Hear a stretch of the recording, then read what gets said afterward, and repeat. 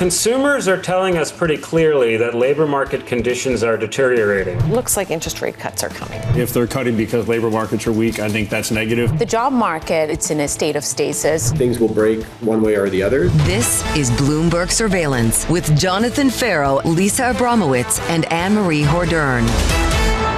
Live from New York City this morning. Good morning, good morning. For our audience worldwide, Bloomberg Surveillance starts right now. Heading into the weekend, it's Payrolls Friday. Investors pushing the S&P 500 back to fresh all-time highs as the payrolls report follows a string of softer than expected jobs data. Even more Federal Reserve officials are preparing to reduce interest rates. That big number, 2 hours and 30 minutes away. So how will the market respond? Right now, it's expected at 75,000. The whisper number is 75,000. That's the number of headline jobs being created. That would fall in the 50,000 to 100,000 sweet spot that Stuart Kaiser said would be moderately risk on and would still open the door to rate cuts. What is the bigger risk for this market? A number below 50 or a number way above 100, given how much this market is depending on rate cuts and how much that is hinged to a little bit of softness in this data? We've talked about it a few times. The range is super wide for 8:30 a.m. Eastern time. The low is 0, the high is 144. The view from the White House is interesting. The President of the United States saying, quote, the real numbers will come in a year from now. So undermining once again the integrity of the data coming from the Bureau of Labor Statistics and moving the bar. Why? I read this morning, last night. I was reading some of the commentary and thinking, is he expecting a bad number? Is this sort of trying to get ahead of it and saying that the numbers are still under construction, so we can't really count on them? Is he paving the groundwork for some sort of bigger overhaul of the Bureau of Labor Statistics, or maybe even giving more money to it? Either way, it shows why people cared so much about ADP yesterday, why people cared about the Beige Book, and why people are looking at CPI, and then following that, further data points to give a sense of where we are. I think in fairness to the President, the comments overnight, largely about the investments some of the big companies are going to make over the next 12 months, and then you're going to see this bounce back. This is what this market is positioned for, a re-acceleration in economic growth. Will we see some evidence of that later this morning? You asked a great question yesterday, and I thought a lot about it last night. The idea of if the Fed cuts rates, are they cutting to spur some sort of re-acceleration or into a re-acceleration? This is a key question, and we have Stephanie Roth on coming up later, who thinks this is a typically weak time. We're going to get weak revisions, but that next year we will get that re-acceleration regardless of what happens with interest rate cuts. And it speaks to exactly what you're talking about, the investments coming from big tech officials that all wanted to hark what they are going to invest so that they can curry favor with the president. Politics and PR, marketing down in Washington. That was quite I understand all of that. Let's stay on 2026 and market pricing for 26. I think there's some tension brewing here. If you believe there's a real threat to the independence of the Federal Reserve, you've got to ask yourself why we're only pricing a handful of rate cuts through 2026. You can have one. You need to have the other two, which is why Mark Cabana of Bank of America came on the program earlier on this week and made the case, why would they stop at 3%? If you're really worried about the independence of the Federal Reserve, and this Federal Reserve, this institution being totally captured by the White House, then you should also believe interest rates are going way below 3% for 26 and beyond. This is a market that isn't yet truly very concerned about the loss of Fed independence, because if it were, you would see a runaway in inflation expectations and break-even rates. You are seeing a weaker dollar, but not the kind of dollar crash that you might see. You are seeing gold as the hedge that really is gaining some clout. But to me, this is really a key question, is the basis of the interest rate cuts that are priced into the markets, splitting the difference between people who think that they can just stay the course and those who think that they're going to cut well below 3%. No drama so far this morning. Equities coming into Friday at record highs. Futures this morning up another 0.2%. Coming up this hour, Chris Verrone of Strategas as equities bounce back to all-time highs. Steve Englander of Standard Chartered on what it would take for a 50 basis point rate cut, and Sarah House of Wells Fargo on the fragile standing of the US labour market. We begin this hour with stocks at record highs as traders count down to this morning's jobs report. Chris Verrone of Strategas, a bad company, writing the following: there's a fine line of rates up and down for the right and wrong reasons in this business. Chris joins us now for more. Chris, good morning. Great to be here. Let's get to that quote that you've just laid out. Are we looking at rate cuts for the right or the wrong reasons? Well, I think we'll use the leadership within the equity market to make that judgment. And what I take some comfort in, and I think, Lisa, you addressed this, is the Fed cutting to spur a reacceleration, or is it cutting as the market already reaccelerates, or the economy does? And I think it's more the latter right now. When I see consumer discretionary acting as well as it is, when I see banks globally continuing to really carry the flag of leadership here, I think the economy is okay. So I think we're cutting into it. There is a fine line, I do think, between what level lower bond yields actually start to suggest, hey, wait a second, is the economy actually slowing? I would suspect that's more 380, 375 on 10-year yields, not breaking this 420 number. We've been more bullish bonds, I think, than the street. I think the market's validating that, but I do want to be a little bit mindful of kind of where that line in the sand is. You've mentioned that cyclical tilt that's emerged in the equity market more recently. You've talked lots about it. Are you seeing any economic data validate the cyclical tilt?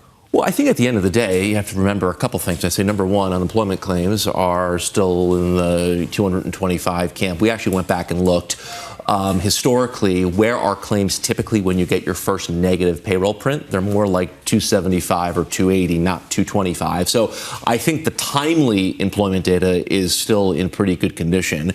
And then when I shift globally, I see things like PMIs actually starting to hook up. I see Chinese money growth starting to hook up. I see, I think, maybe the most important leading indicator out there, London copper is starting to perk its head up here. So I think there's some evidence on balance that would suggest the global economy is actually reaccelerating. Now, the great irony of this is we're only 6 weeks removed from the IMF cutting global growth.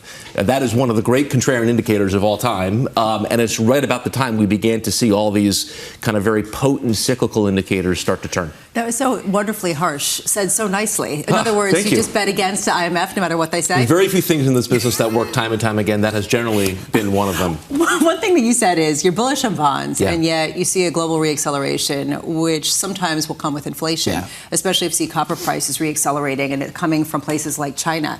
So what makes that work that for you? Contradiction, yes, right? Exactly. So I want to be clear about a couple things. I say, number one, I'm very keen on this idea of reflation before inflation. And I don't know if the ultimate destination is inflation, but I think there's some reflationary vibe starting to weave its way through markets. You see it with life in copper and some of the materials, even a hint of life in the energy stocks. These are not leadership yet, and nor are they happening at the expense of the consumer. That's what I think is really key here. When you start to lose the consumer because materials or energy are working, that's a problem. That's not what's happening here. Discretionary still acts great.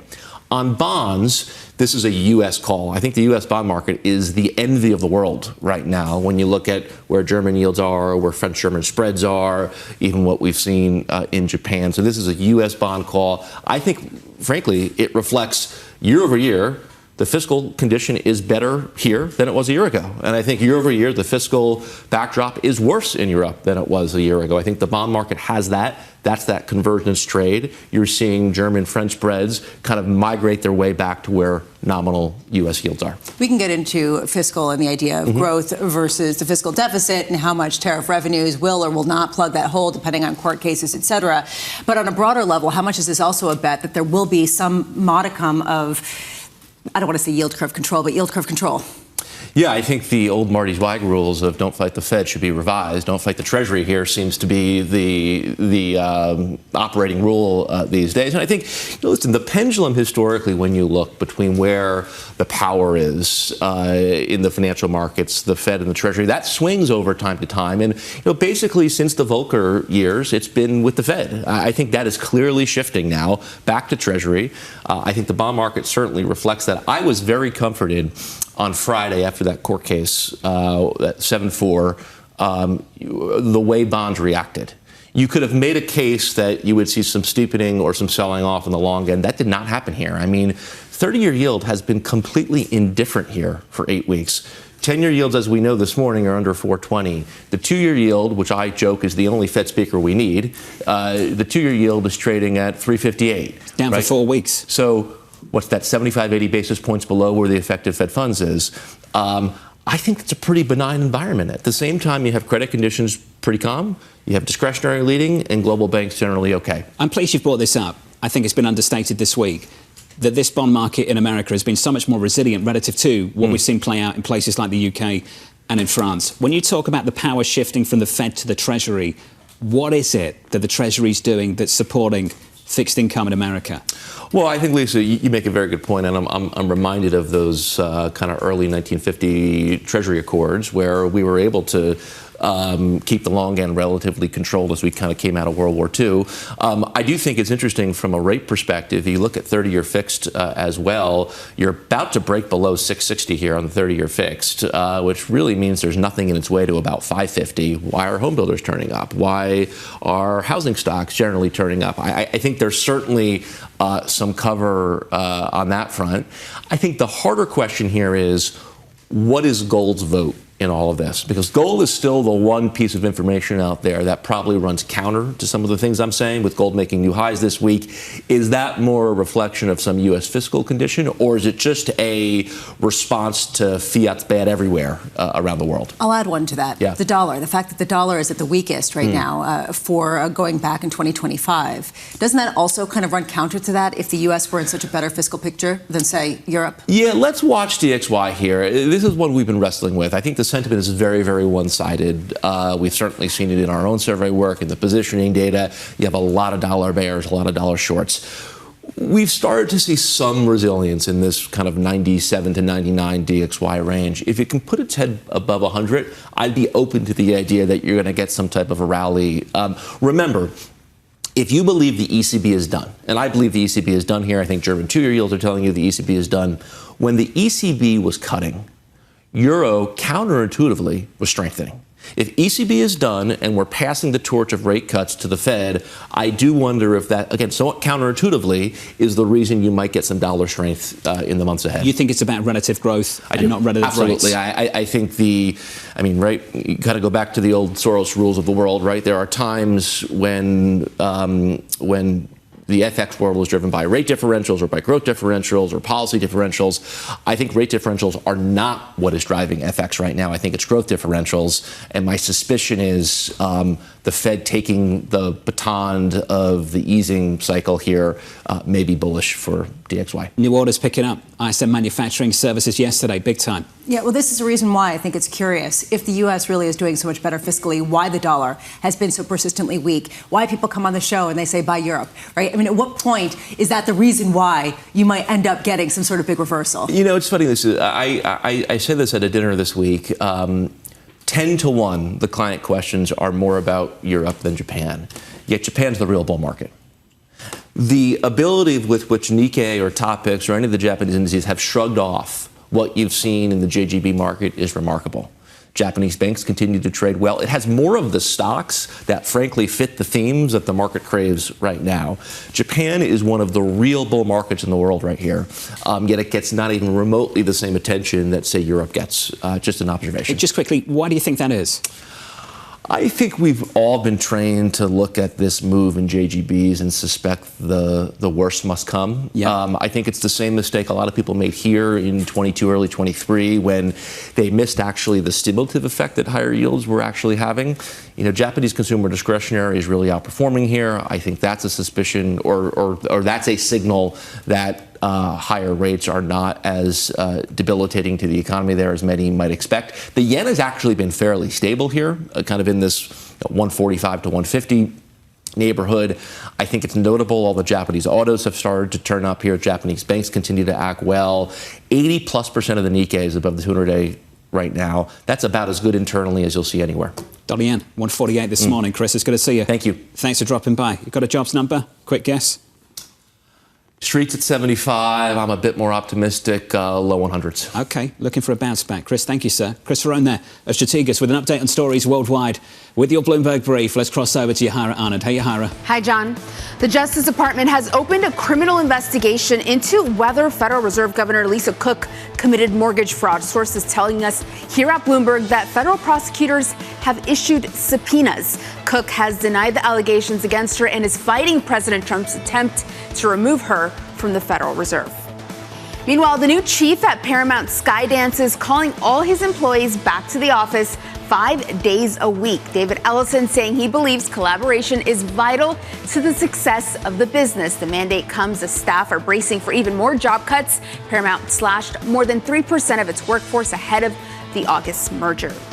And WNBA star Caitlin Clark has announced she will officially miss the rest of the regular season and playoffs. The Indiana Fever guard has not played a game since suffering a groin injury back in July, according to ESPN. Clark also suffered a bone bruise to her left ankle during an August workout. The 2024 number one pick played just 13 games this season. That's your Bloomberg Brief. John? Yahara, thank you. More from Yahara later this hour. Up next on the program, chip tariffs coming shortly. Chips and semiconductors, and we'll be putting tariffs on companies that aren't coming in. We'll be putting a tariff very shortly. If they're coming in, building, planning to come in, there will not be a tariff. That conversation up next with Ed Mills of Raymond James, live from New York City this morning. Good morning.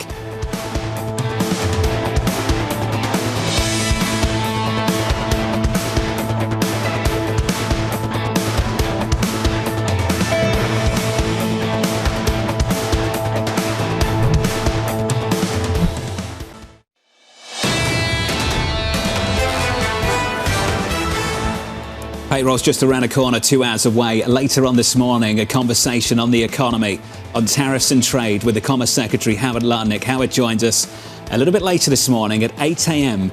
Eastern Time. Don't miss that conversation. Ahead of all of that, equity futures just about positive on the S&P 500 by 0.2%, coming into Friday at all-time highs. Under surveillance this morning, chip tariffs coming shortly. Chips and semiconductors, and we'll be putting tariffs on companies that aren't coming in. We'll be putting a tariff very shortly. You probably are hearing we'll be putting a fairly substantial tariff on, not that high, but fairly substantial tariff, with the understanding that if they come into the country, if they're coming in, building, planning to come in, there will not be a tariff. So here's the latest this morning. President Donald Trump saying tariffs on semiconductors are on the way. Trump hosting tech executives at the White House, noting companies pledging to boost U.S. investments like Apple would be spared. Bloomberg's Tyler Kendall has the latest. Hey, Tyler. Yeah. Hey, John. Good morning. So we know the White House has been gearing up to announce these sector-specific chip tariffs, but at this point, the timeline really does remain unclear. Back in April, the administration had launched that Section 232 investigation over national security concerns into the entire chip supply chain, from the equipment used to make the chips to those downstream products that use the chips, like consumer electronics. And we saw a whole host of those tech execs that really rely on these chips yesterday at the White House, where, as you mentioned, President Trump appeared to reaffirm the idea that if these companies onshore production, they will be given a reprieve. Now, he highlighted Apple, which has so far committed $600 billion in U.S. investments. And while that number is, of course, very substantial, our own reporting indicates that it does fall short of the White House's goal for a full shift to U.S. production that they originally envisioned and had pushed the company for. Now, these tech execs have been lobbying this White House for some sort of carve-out, some sort of reprieve from the beginning. And it really comes at a time now where Washington is pulling these other levers to try to exert control over the global chip supply chain. Take, for example, earlier this week, the White House moving to revoke waivers from companies that ship chip supplies to China, impacting the likes of Samsung, TSMC, and SK Hynix. Now, John, of course, ultimately one of the biggest things that we're waiting for is where these chip tariffs are going to come in. You heard President Trump there say they won't be too high, but they'll still be very substantial. Most recently had floated it could be a 100% tariff, but he's also threatened as high as a 300% tariff rate. Tyler, appreciate the update. Tyler Kendall down in Washington. This news just crossing a social media post from the president on China, India, and Russia. Looks like we've lost India and Russia to deepest, darkest China. May they have a long and prosperous future together. This follows what he said with them conspiring over in China with Xi Jinping when you saw them all together on the red carpet. A real question here about what this means with respect to the Indian tariffs in particular. Very interesting to a lot of U.S. companies that have shifted their manufacturing production to India from China and are hoping for a reprieve rather than actually changing any of their business plans in the wake of some of the high levels of Indian tariffs. We've got Ed Mills standing by, joined us from Raymond James. Ed, welcome to the program. I'm sure you're following the latest with India. What do you think the end game is here? I think there's going to be a deal. I think that what we're seeing here, John, is escalating to de-escalate. I think that the president thought that India was going to be first, after the April 2nd reciprocal tariff announcement, there was really good negotiations with India. They weren't able to get that to the finish line, and I think he's been frustrated with them. Right now, India is the only country that has secondary tariffs for Russian oil. We don't see it on China because right now President Trump is trying to have a good relationship with China. The reason for that is that we need China's rare earth minerals. We were really close to shutting down a lot of industrial production here in the United States a couple months ago because they weren't sending it to us. So we got a detente with China. We've been getting their rare earth minerals. We're able to produce what we need to do. We don't have that same relationship with India. So he's trying to push as hard as he can, trying to get India to the table, trying to get them across the finish line and get a deal. This is classic negotiations that I've seen time and time again from him. And it comes after a conversation with tech leaders, including Tim Cook of Apple, after Apple reported that their Indian sales hit a record $9 billion, and they've talked about moving production to India. Has the U.S. and this administration lost leverage during this process, given the increasingly close, or at least the appearance of it, relationship between Modi, Xi Jinping, and Vladimir Putin? Lisa, that's a good question. I'm not sure if it's been a complete loss of leverage. I do think it is that frustration. I do think that President Trump wants to have the United States to maintain this sphere of influence. There has been a narrative out there that, look, if you see a lot of production moving from China to India, what does India provide for the United States? Early on in this administration, when I talked to a lot of Trump administration officials, they always put India number one. They said, look, India has about an 18 to 20% tariff on almost every good worldwide that comes into their economy. It's 1 billion plus people. Is there an opportunity to bring that for U.S. companies down to zero? The juice would be worth the squeeze when you have the highest, tariff rates, one of the largest populations compared to a lot of other countries where we already had free trade agreements. To me, this really is about the optimism that they had in January and the pessimism that they've had as they've gone through this process and still have not been getting across that finish line. And maybe the changing goals, Ed, and this is something that John was touching on yesterday. There's a real tension here about whether the administration's goal is to bring in revenues to plug the deficit, whether it's to bring business back to the United States, or whether it's to really penalize some of the rivals, I should say, with the United States on a geopolitical scale. Are we getting a clear sense of which it is? Yeah, Lisa, what I've always told clients at Raymond James is a three-pronged process. Number one, bring in revenues. We have a big trade deficit. We just passed the largest bill in the history of the country with the tax cuts. Number two, protect national security interests. If we are at war with China, if we are at war with any large country, what do we need to produce here in the United States? That's semiconductors. That's why the president is putting those tariffs on semiconductors that you led off this program with. And number three, can you use the economic force of the United States to force that policy change? Open up countries that have not been open, lower tariff and non-tariff barriers to produce more opportunities for U.S. companies, because that tax bill also has a lot of incentives to build here in the United States. If you can use those incentives to build in the United States and then provide them with export markets that didn't exist, to me, when I've talked to folks in the administration, that's their three-pronged strategy to promote the United States in our economic growth. Ed, appreciate the update from you, sir. Ed Mills there of Raymond James. Thank you very much. With Ed's thoughts in mind, very much in mind, we'll be talking to the Commerce Secretary later this morning, Howard Lutnick.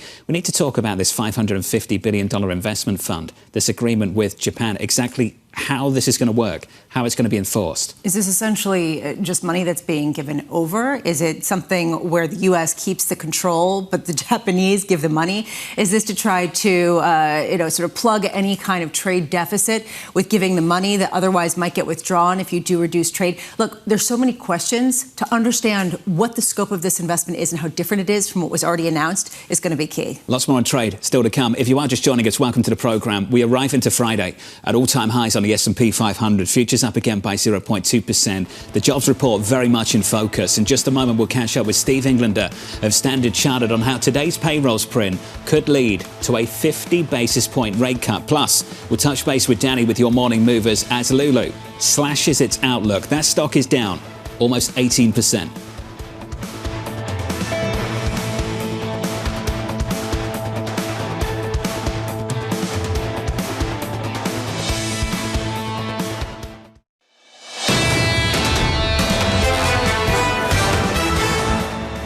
Two-day winning streak on the S&P 500 coming into Friday at record highs on the S&P, adding some weight to the rally. Futures up by 0.2% on the Nasdaq 100, up by 0.5%. On the Russell, small caps looking for the fifth consecutive week of gains, up every single week since that disappointing payrolls report for the month of July in early August. In the bond market, just before that payrolls report, your 2-year was in the 390s. This morning, it's in the 350s, down just a little bit going into payrolls, down again on 10-year bond yields. Bramo, 415.48 on 10s this morning. You know, to me, this has really been the vote that there will be lower yields ahead, that we won't get runaway inflation, or potentially that we'll get some sort of Fed, not control, but influence over the long end of the yield curve. Either way, this hasn't been a bond market screaming about runaway inflation and runaway growth, albeit at a strong pace. On the week so far, bond yields down across most maturities, 2s, 10s and 30s. That's the cross-asset setup. Let's get you some single names, some morning movers. With more, here's Danny Berger. Hey, Danny. Hey, John. A major coup for Broadcom. They will be working with OpenAI to develop specific AI chips for them. Those shares up 9 1/3% really shows that they are in this race. They are a serious challenger to NVIDIA. The CEO saying they already have $10 billion worth of orders and shipments will start next year. Oracle, some of our exclusive reporting here, kind of a similar thing, trying to cement their status as a major player in the AI infrastructure build out. $38 billion is the amount of debt that they will be raising in order to build out some AI infrastructure. Again, we're in this world that spending, loading up debt is a good thing this time around because it means they can play in AI. Those shares up just under 2%. The real mover to the downside this morning, though, it is Lululemon. Yet again, cutting their forecast, something Lulu has done consecutively this time. Shares are down 18%. It cited higher costs. It's starting to raise prices, competition among Alo, Viore, and also a $250 million hit when it comes to tariffs. So all that sponsoring of U.S. Open players, you literally can't go anywhere and see Lululemon without them talking about tennis, seemingly not helping them right now, John. Lisa saw it coming. Viore, very early on. Danny, thank you. I'm definitely a fashion trend setter. That's definitely my reputation. Danny, thank you very much. More from Danny in the next hour. One more stock for you. Tesla in the pre-market. Check this out. Big news. Tesla proposing a new compensation agreement for the CEO, Elon Musk. Yeah, let's talk about the worth of this potential pay package over the next decade. $1 trillion. So Elon Musk, already the world's wealthiest individual with some $374 billion of net worth, he could become the world's first trillionaire. That's essentially what this means at a time where the board is saying we need to incentivize him to stay and perform. And if we can, that is going to be key to the future. So evidently, what does it take to get it done? We all have a number. His is $1 trillion. $50 billion pay package back in 2018. Remember that one? That incentive package struck down by a Delaware court. Clearly, they need to keep him engaged in the company. Yeah, and they're trying to get him to they're setting certain targets, saying if he supersedes those, he gets the $1 trillion pay package. It's just as notable how everyone has a number. We've talked about this many times, probably off air. Sure, but mine's not $1 trillion. Yours is $1 trillion, and maybe his wasn't, 20 years ago. But now, for Elon Musk to get it done, his number evidently is $1 trillion. There is some clear and obvious key man risk associated with that company. That stock is up by close to 2%. We'll have more on Tesla later this morning. On our radar this morning, some of our top stories for you. President Donald Trump saying he'll impose fairly substantial tariffs on chips very shortly during a White House dinner attended by top tech executives. Trump adding that companies pledging to boost their U.S. investments will be exempt. Broadcom teaming up with OpenAI to design and produce an AI chip to take a market dominated by NVIDIA head-on. Broadcom's CEO saying the company has secured more than $10 billion in orders from OpenAI with plans to ship starting next year. And finally, the Department of Justice opening a criminal investigation into Fed Governor Lisa Cook over allegations of mortgage fraud. Cook responding that the allegations disguise the president's true intentions of gaining control over the Fed. This is a frustrating story for me. I'll tell you that all around it feels kind of icky. On one hand, you could say, is this politically motivated? Well, why did they originate with the FHFA? Why were they going after line by line a particular type of what they call mortgage fraud that is fairly common? On the flip side, she is a Fed governor, and if she did some of this, then potentially that is problematic. Either way, we're talking about all sorts of layers of ickiness. On one hand, political interference. On another hand, any kind of malfeasance, whether it's common or not, with respect to mortgage applications at a time when a lot of people are saying, can't we just make the noise go away around the Fed so we can get back to some sort of traditional Fed policy? And the answer clearly is no. My question this morning, who's more likely to be at the Fed meeting? September 17th Fed decision, Stephen Myron or Governor Cook? I have no idea. I mean, right now it seems like Stephen Myron got a pass, regardless of some of the concerns about him staying on the Council of Economic Advisors, or at least pausing that while he goes to the Fed and then returning to it, even though he doesn't like the revolving door. Our next guest gets that question. Start thinking about it, Steve, all right? Less than 2 hours away from the payrolls report, the first jobs report since President Donald Trump fired the previous BLS director. Trump saying the first real jobs numbers won't come until next year. With the latest, here's Bloomberg's Mike McKee. Good morning, Mike. Good morning, John. Well, interesting thing we heard from the president last night. He didn't seem very excited about the numbers, saying that next year is when we're going to see some good employment numbers. If that's the case, then prepare Wall Street for what might be considered bad news under any other circumstance, but would be considered good news this time around because it would back up the idea of a Fed rate cut. If we got 75,000, which is oddly enough the whisper number as well, suggesting maybe people don't really have a good idea of what the number is going to be today, and we don't get a big revision, then does everybody just nod and go about their business and wait for CPI next week? That's going to be an interesting question to see what the market reaction is today, because we put so much on this number that if it doesn't surprise somehow, people might be a little bit surprised. Mike McKee with the latest down in Washington, D.C. Mike, stay close. We'll catch up with you later this morning going into this print. Sticking with the labour market, Steve Englander of Standard Chartered has this to say. In our view, published non-farm payrolls below 40K and an unemployment rate of 4.4% will make a 50 basis point rate cut more likely. Steve joins us now for more. Steve, good morning. Good to see you. Good morning. What's your base case at the moment? Our base case is still 25 because we're not sure where the payrolls are, and we think the published number, even though we disagree with the accuracy, will be 75,000. Oh, you've got to get into that. You disagree with the accuracy. What does that mean? We think it actually overstates growth by about 70,000. The issue is that there are two measures of jobs created by newly formed firms, less closing firms. One is accurate, and through 2024, it tells us that's running like 10, 15,000. And then you have the so-called birth-death adjustment that's running like 90, 95,000, which is based on kind of a very rough and ready model.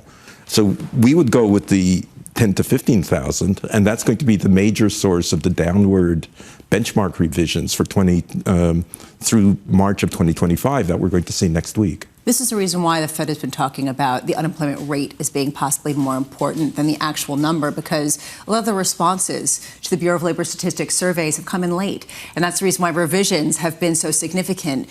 Do you buy that?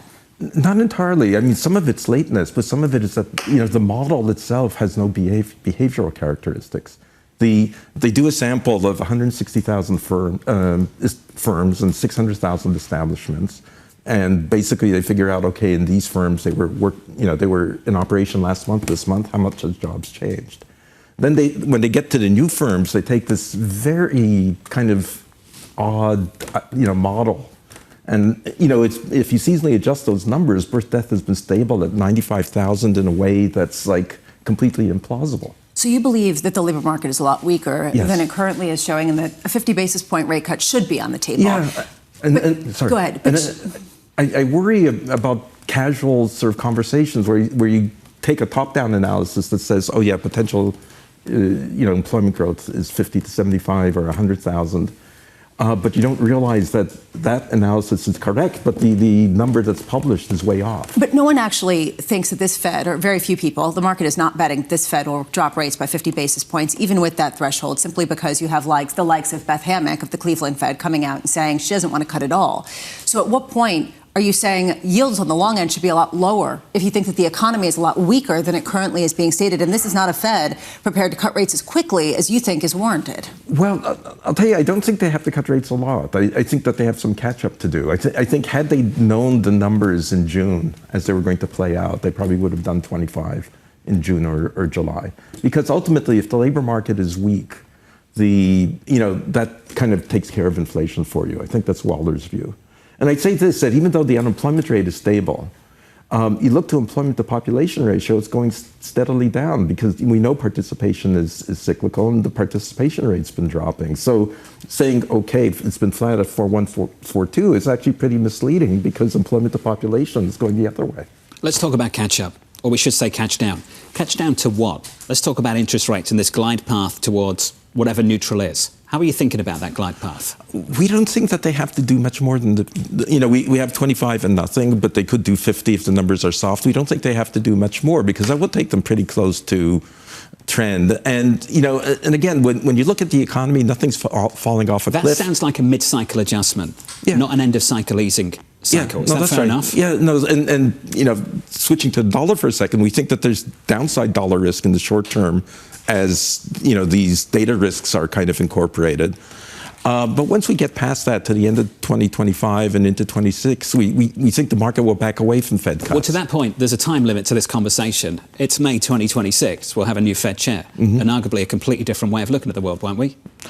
Yes and no. I mean, the bond market's way of looking at the world is not likely to change. Ultimately, there's some market discipline that gets imposed. And yes, even Moran yesterday, kind of probably used the word independence 100 times in his discussion. What does market discipline look like?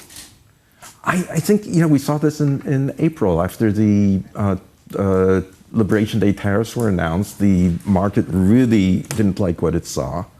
And bond yields, backed up severely. Risk premium backed up severely. Did we see discipline over in Europe with respect to yields, particularly in France and the UK, at a time where the economy is struggling? And you're seeing that in the revisions in the UK, too, because the data there isn't so great either, evidently. Or is this just the tip of the iceberg? I'll tell you, the UK is trading like an emerging market economy. The characteristic is currency and interest rates have currency goes down, interest rates go up. It means the market's adding risk premium to asset prices there. I think Europe is a bit different because the ECB is a very much bigger area. I think if France itself was trading off French characteristics, we'd probably see something similar to the UK. Steve, just finally, the UK is trading like one. Is it being governed like one? They have a tough situation. There's no spark of growth. And, inflation is kind of stubbornly high. They have all these issues. I mean, the thing that makes people somewhat optimistic about the U.S. is that you say maybe AI, maybe stablecoin. There's a lot of innovation. You see that neither on the continent nor in the U.K. And you sort of say, how's it going to get out of this? And I've got no idea. And it sounds like you don't either. No. Steve Englander of Standard Chartered, the UK in a tricky place. Let's get back to this Fed debate. Bramo, the Federal Reserve into next year. Should there be a timeline on the kind of frameworks we have for thinking about this Federal Reserve? And does it end in May next year when we have a new Fed chair? He's talking about market discipline. Steve's talking about the market pushing back against anything more aggressive than what's already priced. And Stephen Myron yesterday talked about moderate interest rates as a goal of the Fed, which led some people to say, is this a subtle way of pointing at some sort of, not yield curve control, but some sort of attempt to mollify long end yields as part of the mandate? Look, how much of that's being priced into markets already? Markets are a forward-looking instrument, and a lot of people say that the number of rate cuts being baked into the market is as big as it is because of that change in composition. The bond market this morning, super well behaved. 2-year yields going nowhere. 358, 10s at about 416. With an update on stories worldwide with your Bloomberg brief, let's cross over to Yahara for more. Hey, Yahara. Hi, John. Tesla shares are moving higher in the pre-market, up 2% after their board has approved a new compensation package for CEO Elon Musk, possibly valued at $1 trillion. The EV maker has proposed a special share pool as it seeks to replenish their employee incentive pool by 60 million shares. The Tesla board has also proposed authorization of investment in XAI. Meanwhile, President Trump said he would like to see 2 candidates drop out of New York City's mayoral race to improve the chances that Democratic socialist Zohran Mamdani loses. The comments come amid reports that Trump advisors have been in talks with incumbent Mayor Eric Adams over a potential job if he quits the race. Adams has denied the reports.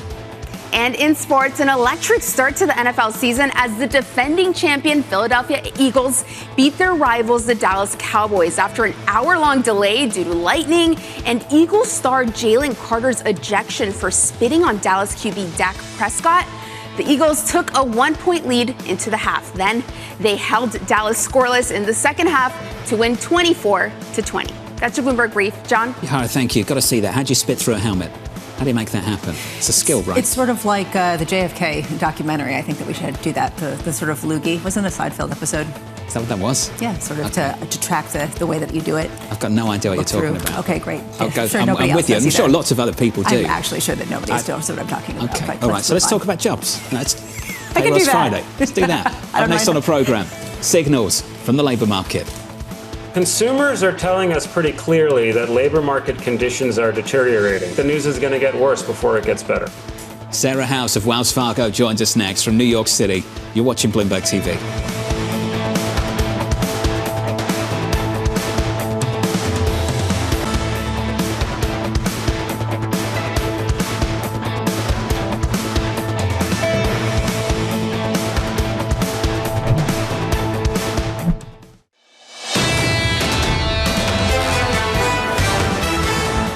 Just for the record, I was the only one who didn't understand the reference, but I knew that at the time anyway. Forgive me. You did. Well, Keith Everybody on Team Hernandez, Grammar. the whole thing. Watch the episode. It was great. I get it. And he did it through the helmet. I checked the video. Thank you. It's It was amazing. actually like pretty good analogy, right? If you don't know what we're talking about, it doesn't matter. Payrolls are just around the corner. Equity futures on the S&P 500 positive here by 0.2%. On the Nasdaq 100 up by 0.5. Under surveillance this morning, signals from the labour market.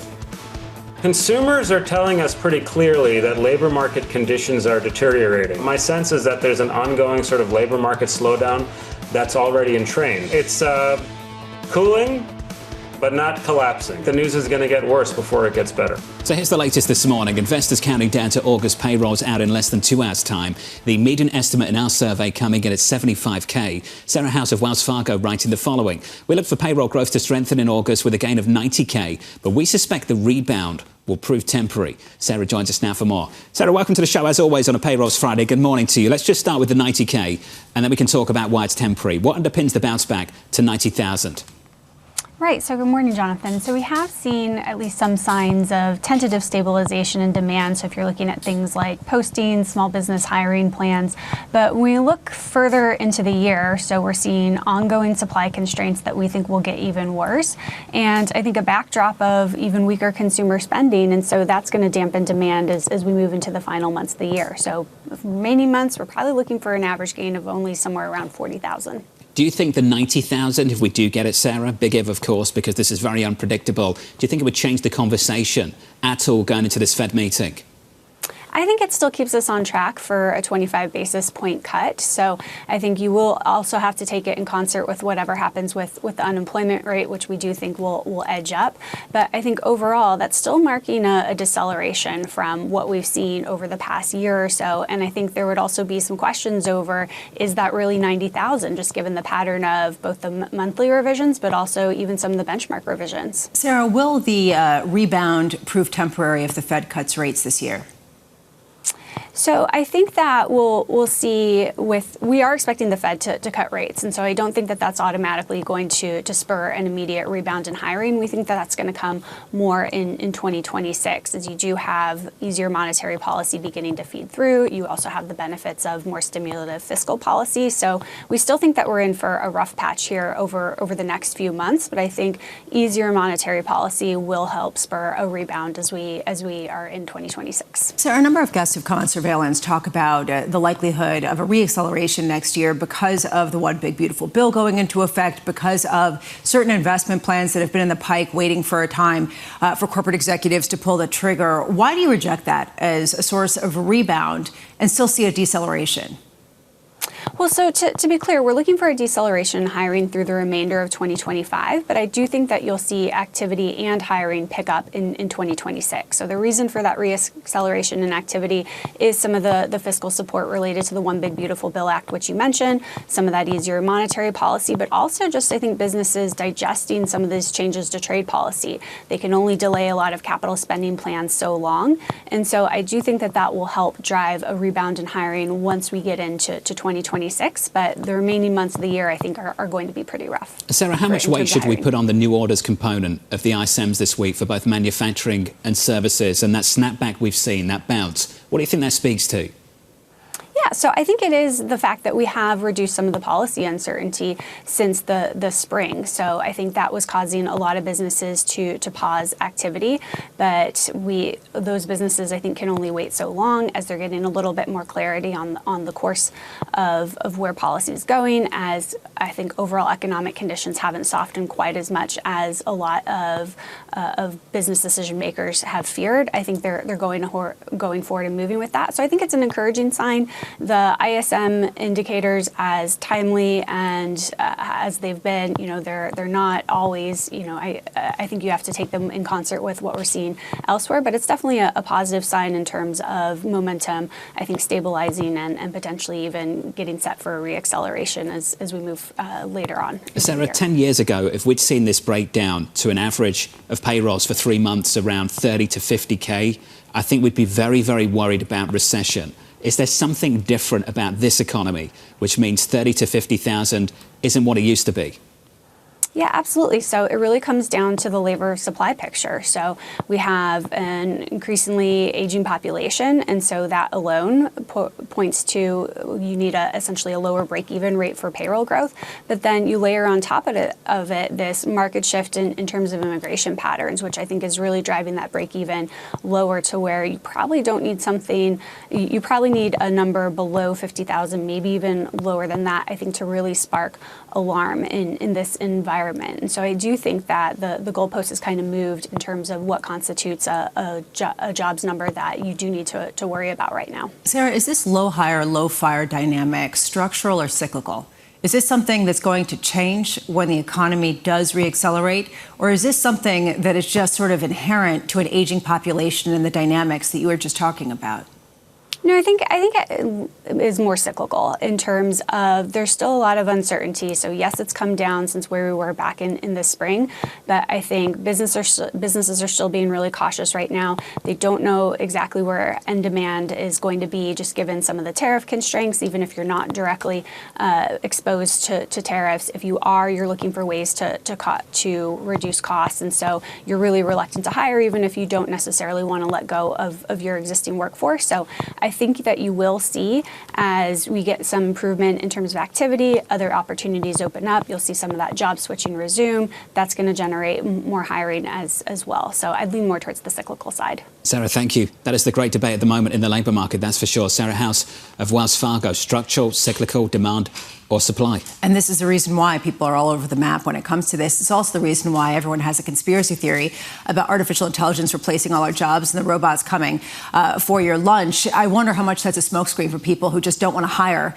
any new employees and lock themselves into that kind of pay structure. So they're going to play around with ChatGPT and hope for the best. So Chair Powell thinks it's both. I'll gloss over that. Thanks. Forgive me. Chair Powell thinks it's both. I think what you're saying is important.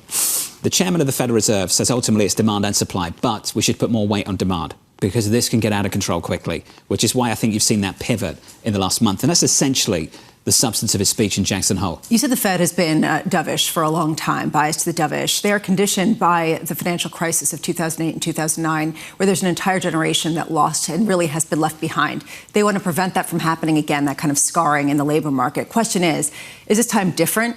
Or is that really a model that you can use for the moment that we're in? Recklessly dovish at times. That was your phrase. Yes, there you go. OK. Up next on the programme, Priya Misra of JPMorgan will catch up with George Pollack of Signum. Michael Nathanson of MoffettNathanson will be joining us, and Steve Ricchiuto of Mizuho. As we count you down to the payrolls report at 8:30 Eastern Time, equities positive by 0.2% on the S&P 500. We've got record highs going into the weekend.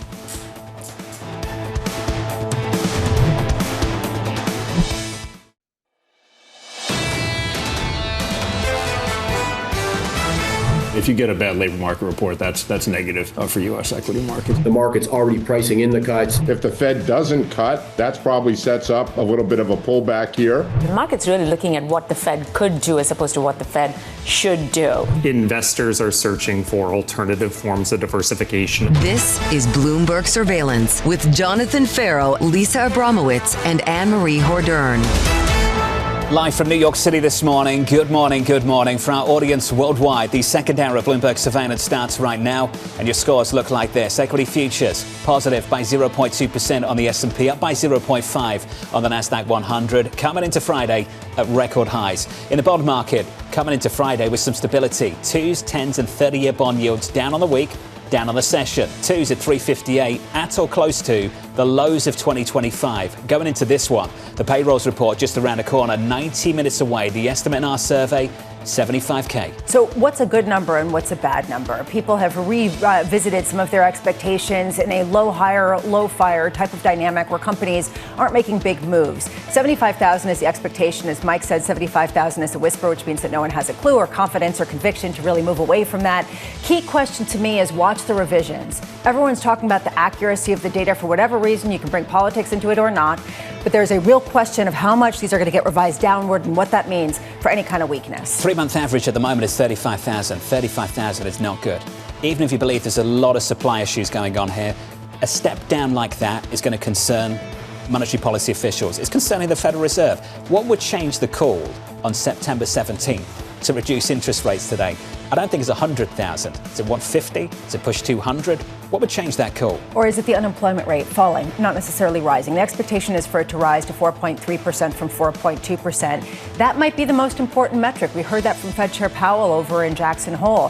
He's watching that because the headline numbers are so confusing at this point, and maybe we just have to count on maybe getting something next year that's not under construction, and then we can count on the headline number. But until then, they're looking at the unemployment rate. It would take something massive to change that call on September 17th. What it could shape is the outlook and how they communicate that rate cut, because I think the debate of the Federal Reserve now is pretty much fixed. We'll cut rates 25 basis points. The real debate is going to be about the outlook, the kind of guidance that they're willing to provide at this moment about what they're going to do next, what the glide path is down to neutral, if this is a mid-cycle adjustment or the start of something bigger. Do you think that if they communicate anything, the market's going to take it? Or are they watching the Stephen Myron hearings on Capitol Hill? I'm serious, because at a certain point, are people listening to Fed Chair Jay Powell, or are they saying, all right, you can pencil in 2 rate cuts for the remainder of this year and then look to a much less conventional policy next year when we get a new Fed chair? This is the reason why people were interested in Stephen Myron yesterday. This is the reason why people didn't respond to Beth Hammack, the Cleveland Fed president, who came out and said she doesn't think that the Fed should cut rates at all. Markets didn't move. Yields still down. So it gives you a sense of where the gravitational force is on the Fed. I'm right there with you. This is the final meeting for Chairman Powell where he can provide real guidance without disruption from Washington. After this, you'll find out who the Fed chair is going to be before year end. So the next round of forecasts, Chairman Powell's going to come out and say, this is what we're thinking about 2026.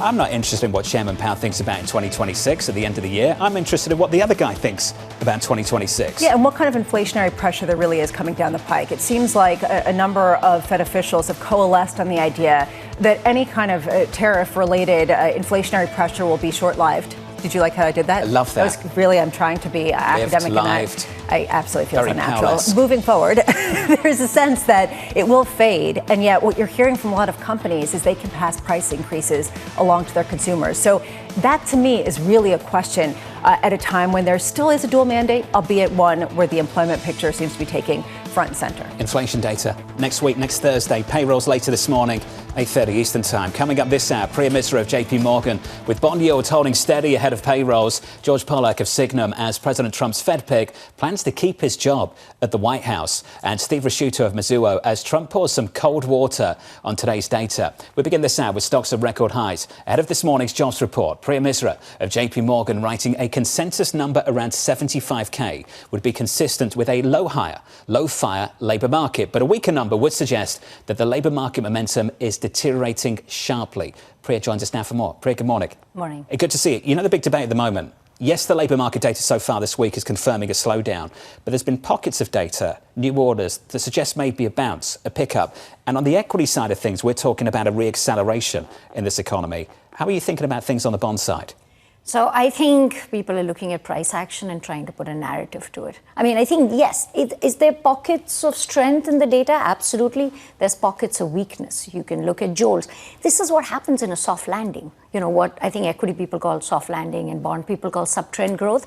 But essentially, if you're growing 1 to 2%, you're going to get mixed data. And so I really struggle with that re-acceleration. The bond market's not pricing it in, but I really don't see it in the economic data. Now, if you get the Fed rate cuts, we get something like last year. Now, there's a lot of talk that last year the Fed cut 100 basis points, rates rose 100. We had a lot of other things going on in the bond market as well. We were pricing in growth stimulus. We were pricing in the election uncertainty behind us. And rates had fallen to 360. I think what the bond market's saying, look at spreads, look at how much the rates are essentially priced to go down. We're pricing in this soft landing, mid-cycle adjustment.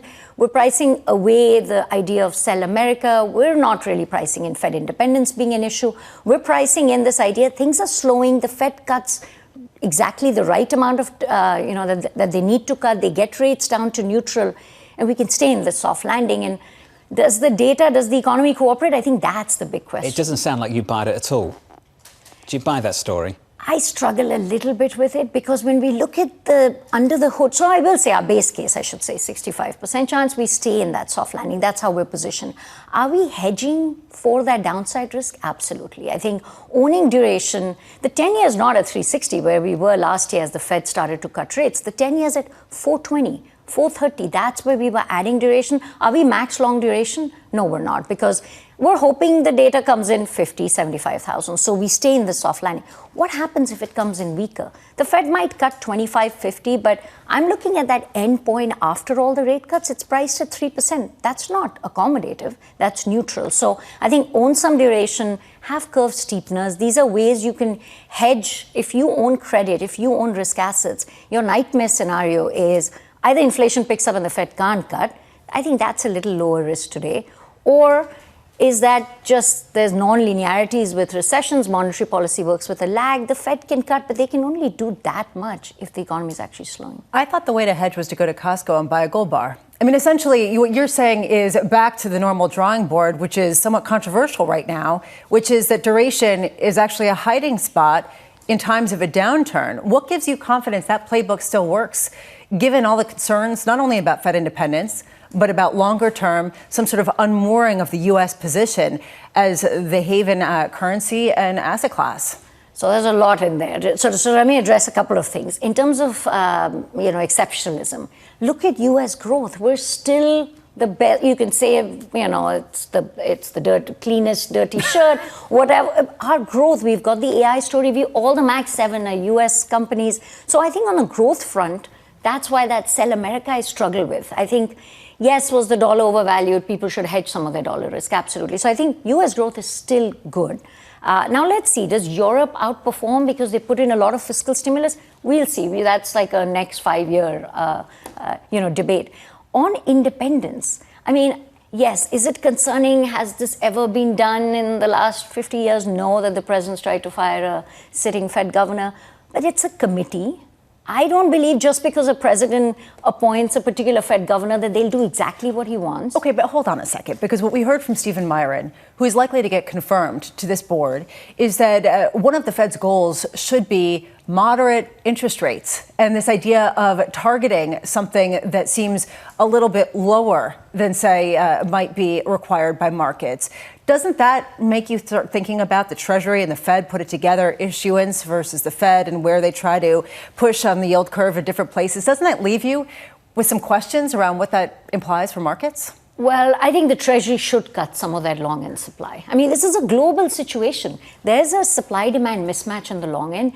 Others, so the UK is doing it, Japan's doing it. I think they need to cut long end supply. And that is the right thing. There is not that much demand. Dutch pension fund reform, LDI demand is not that high. Now, on your Fed point, does Myron want lower rates? Maybe, but the congressional mandate for the Fed is the dual mandate. Inflation and full employment. They're going to abide by that. They just did the framework review. They pushed back against this idea of letting the economy run hot. I thought it hasn't gotten as much airplay. That is the Fed saying we've changed our framework. For the next 5 years, we're going to operate on that framework. And I think I actually was kind of heartened by the debate yesterday. It wasn't so much on, his views on the economy. It was, do you care about independence? And everything Myron said, I care about independence, and Congress cares about independence, both sides of the aisle. And the bond market cares about it, and the president cares about the bond market. So maybe I'm giving the bond market too much credit, but I think a yippee bond market, if the long end starts to say, no, this is independent, and I think the Fed chair pick is going to be very, very important. I think you're going to get a credible Fed chair pick to keep the bond vigilantes at bay, send them overseas because they have a bigger problem. I think the US, and we've got tariff revenues coming in, which I think is going to keep improving the deficit. I'm not saying we don't have a deficit problem, but we can address that another day. It's kept the US debt market resilient in the last week. Absolutely. And I don't think you can describe the US debt market in the same way as you describe UK and France. Just two completely different situations. Right. I do think we have to call balls and strikes. And you know me, I will when I see them. When things aren't going right, I don't think it looks good going from the White House to the Fed and keeping your job at the White House at the same time. And I don't think Stephen Myron of last year thinks it looks good either. So I'm just going to leave that there. I will say, to be consistent about the matter, I didn't like Brainerd flipping between the Federal Reserve and the White House. I didn't like it when sitting Fed governors were making political donations either. So let's be consistent about the fact. But when it comes to the Federal Reserve, I'm so pleased you've brought this up. There's some language that hasn't sat well with me over the last few weeks. When people talk about the president having a majority on the Fed, I'm sorry. The idea that Governor Bowman and Governor Waller are going to be puppets of the president every time the Federal Reserve gets together, I would push back strongly against that notion. It's not the Supreme Court. It's not necessarily a congressional committee. This is a Federal Reserve that is trying to control its dual mandate. My question, though, is how much they are going to bias their economic projections to something that is more favorable to the president. And that, I think, is something that we've seen consistently throughout the years. This isn't new under the Trump administration. That is why these are, presidential appointed figures that are confirmed by Congress.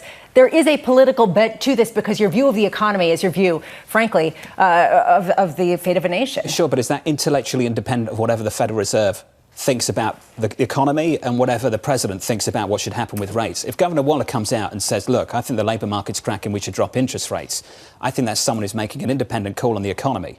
Now, the president might like the outcome and he might choose people to go into the Federal Reserve that think the same way. Ultimately, the president has that privilege. It's up to the Senate to confirm.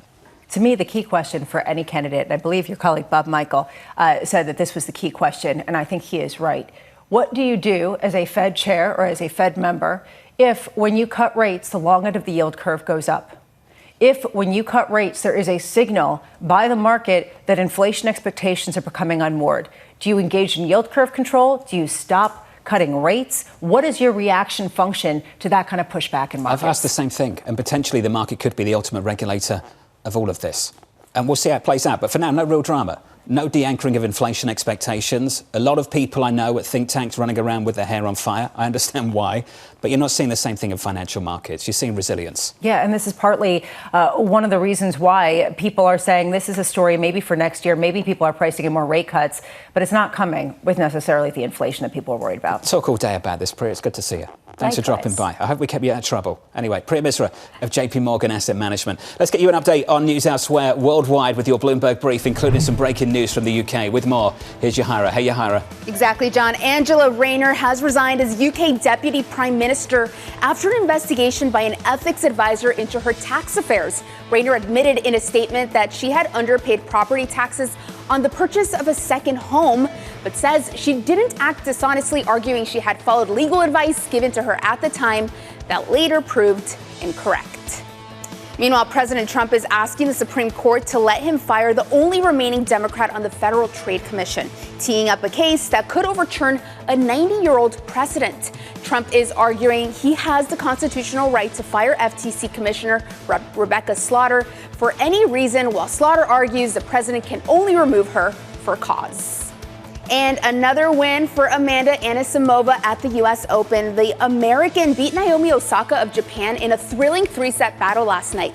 The victory sets up a final match between Anisimova and reigning champion Aryna Sabalenka. And tonight, Italy's Yannick Sinner faces Felix Auger-Aliassime of Canada in the men's semifinal. That's your Bloomberg Brief. John? Yahira, thank you. Appreciate it. Up next on the program, Myron pledging independence. I have received advice from counsel that what is required is an unpaid leave of absence from the Council of Economic Advisors. If I'm confirmed to this role, I will act independently, as the Federal Reserve always does. Independence of monetary policy is a critical element for its success. That conversation up next with George Pollack of Signum.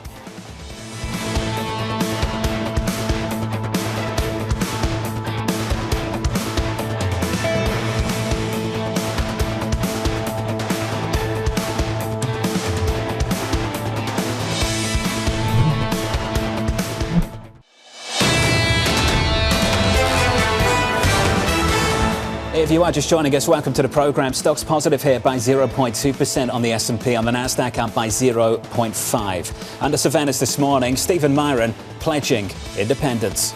I have received advice from counsel that what is required is an unpaid leave of absence from the Council of Economic Advisors. And so considering the term for which I'm being nominated is a little bit more than 4 months, that is what I will be taking. As long as that is the advice of counsel, I will follow the law. Well, your independence has already been seriously compromised by your statement. You are going to be technically an employee of the President of the United States, but an independent member of the board of the Federal Reserve? That's ridiculous.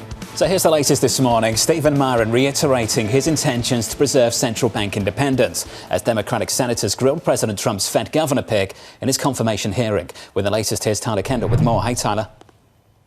Hey, John. Good morning. Well, you played it right there. One of the biggest headlines that we got out of this hearing was the fact that Stephen Myron told lawmakers that he intends to take an unpaid leave of absence from his position as the chair at the White House Council of Economic Advisors if he is confirmed to this role to be a Fed governor. And that's partly because this is a temporary position and the term would be up in January. And you heard Myron say that he was advised by his lawyers that if he were to be appointed to perhaps a longer term, then he would give up the White House post. But the fact that he's not resigning from the CEA altogether was something that Democrats really did capitalize on, with some of them actually reading Myron back his own words from a 2024 paper where he criticized what he called the revolving door between the Fed and the executive branch. Now, at this point, it does look likely that he is headed towards a speedy confirmation. And that's because what's about to happen next is that the Senate Banking Committee will likely vote to advance his nomination to a full floor vote.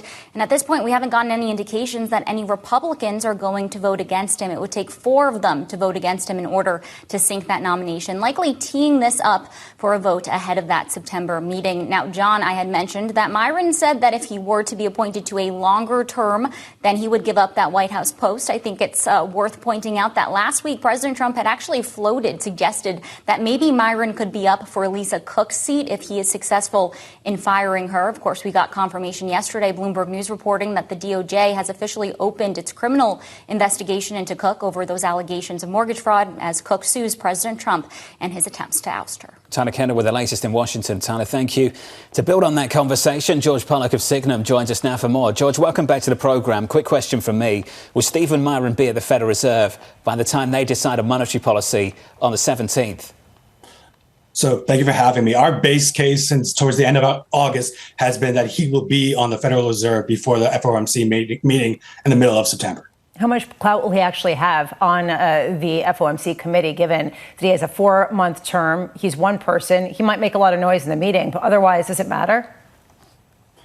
No, I think he's not going to have a ton of clout, as you guys were previously discussing. The FOMC is a board of 12. He'll be one voice, but he'll be the loud voice. He'll be the one stating the president's preferred monetary policy and laying out why he thinks the Fed's policy should go a certain direction. He's not going to sit in the background and be quiet. He will likely be more of a thorn in the side to Fed Chair Jerome Powell.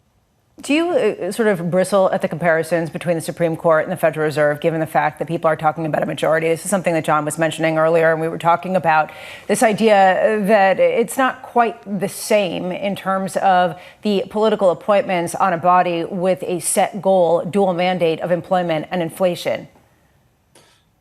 I don't know if bristle is maybe too strong a word, but I do understand the distinction. I think our concern is here. We've seen the president be willing to push institutions to the breaking points. And we agree with John's point about Waller and Bowman being serious-minded people who care about the Fed. But it's with this president in particular who has shown a willingness to take things to the limit. And that's why when we speak with clients and when we speak with people like yourselves, we always say there's the tail risk, that there's uncertainty about how far the president is willing to go and whether or not he's willing to push the likes of Waller and Bowman or follow the roadmap set out by his attempted firing of Lisa Cook. And George, with that in mind, how much this Congress is willing to let the president keep on pushing and whether we start to see some pushback. Can you just sort of frame Senator Tillis's comments earlier this week and where you think this is going and whether we will get that pushback from Congress? I think we're not going to see that pushback with Myron. We've seen it. We've seen that he's said enough, even though, as you laid out, he's already discussed his views of Fed independence last year.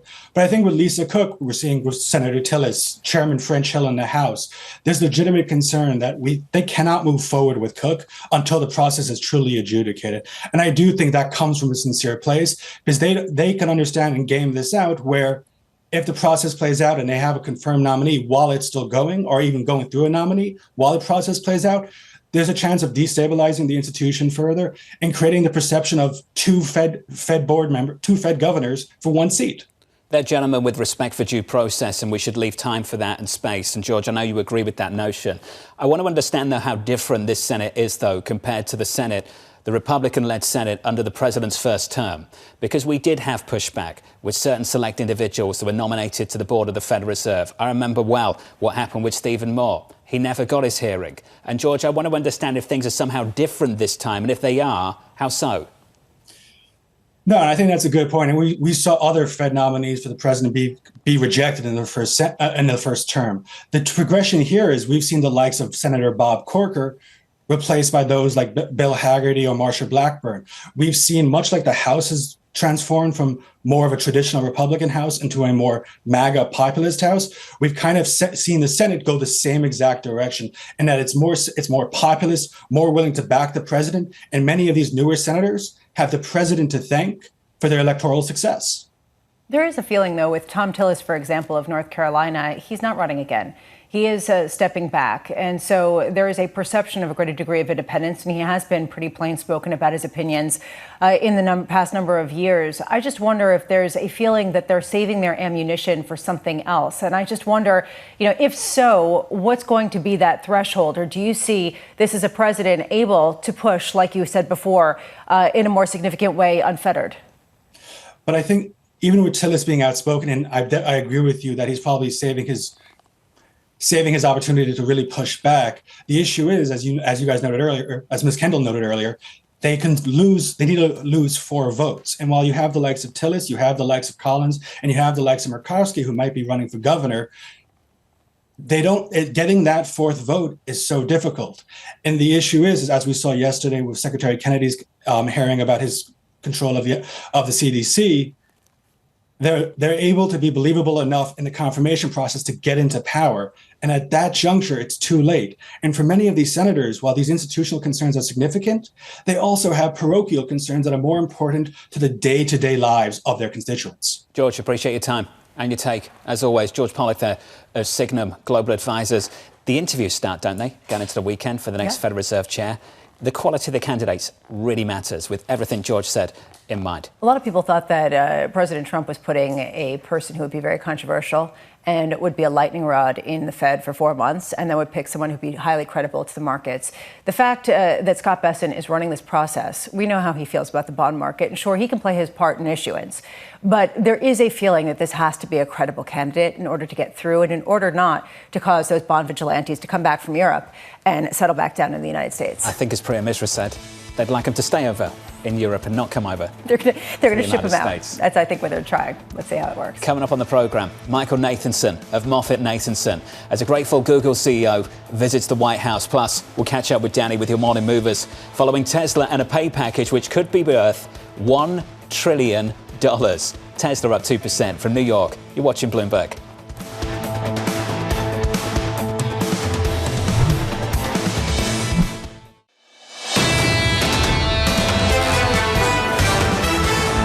Payrolls report about 60 minutes away. The estimate in our survey, 75K. The high 144. The low is at 0.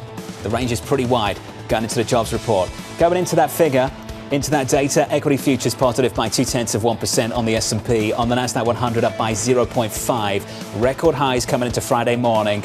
Let's see if we can build on the gains. In the bond market, 2-year, 10-year, 30-year bond yields down on the week. On twos at the front end, down for 4 consecutive weeks. We're sub 360 now at the lows of the year. So is this a good bond yield curve dropping lower, or is this a bad yield curve that has been compressing or at least remaining within control? And that's really the key question. What is going to be the response from a negative jobs print or a zero jobs print or something that's weaker? Is that going to be a positive for risk assets, or is that going to be considered a negative for the economy? And that, I think, is sort of the tension under the hood in the bond space. Well, let's just sit on that. Just an observation, no prediction about the future at all. Let's just go over the past month or so, the last 5 weeks. The whole curve this week has dropped down, but we've seen a real steepening over the last 5 weeks. But that's been led by what's happened at the front end of the curve. That's not been a consequence of softer inflation prints. We've had a little bit of that relative to what we expected off the back of the tariffs. Most of it's been off the back of the payrolls report at the start of the month, and the labour market data has continued to weaken based on the reasons we've seen this week alone in things like jolts, things like jobless claims, things like the ISMs where the employment component has been great at all.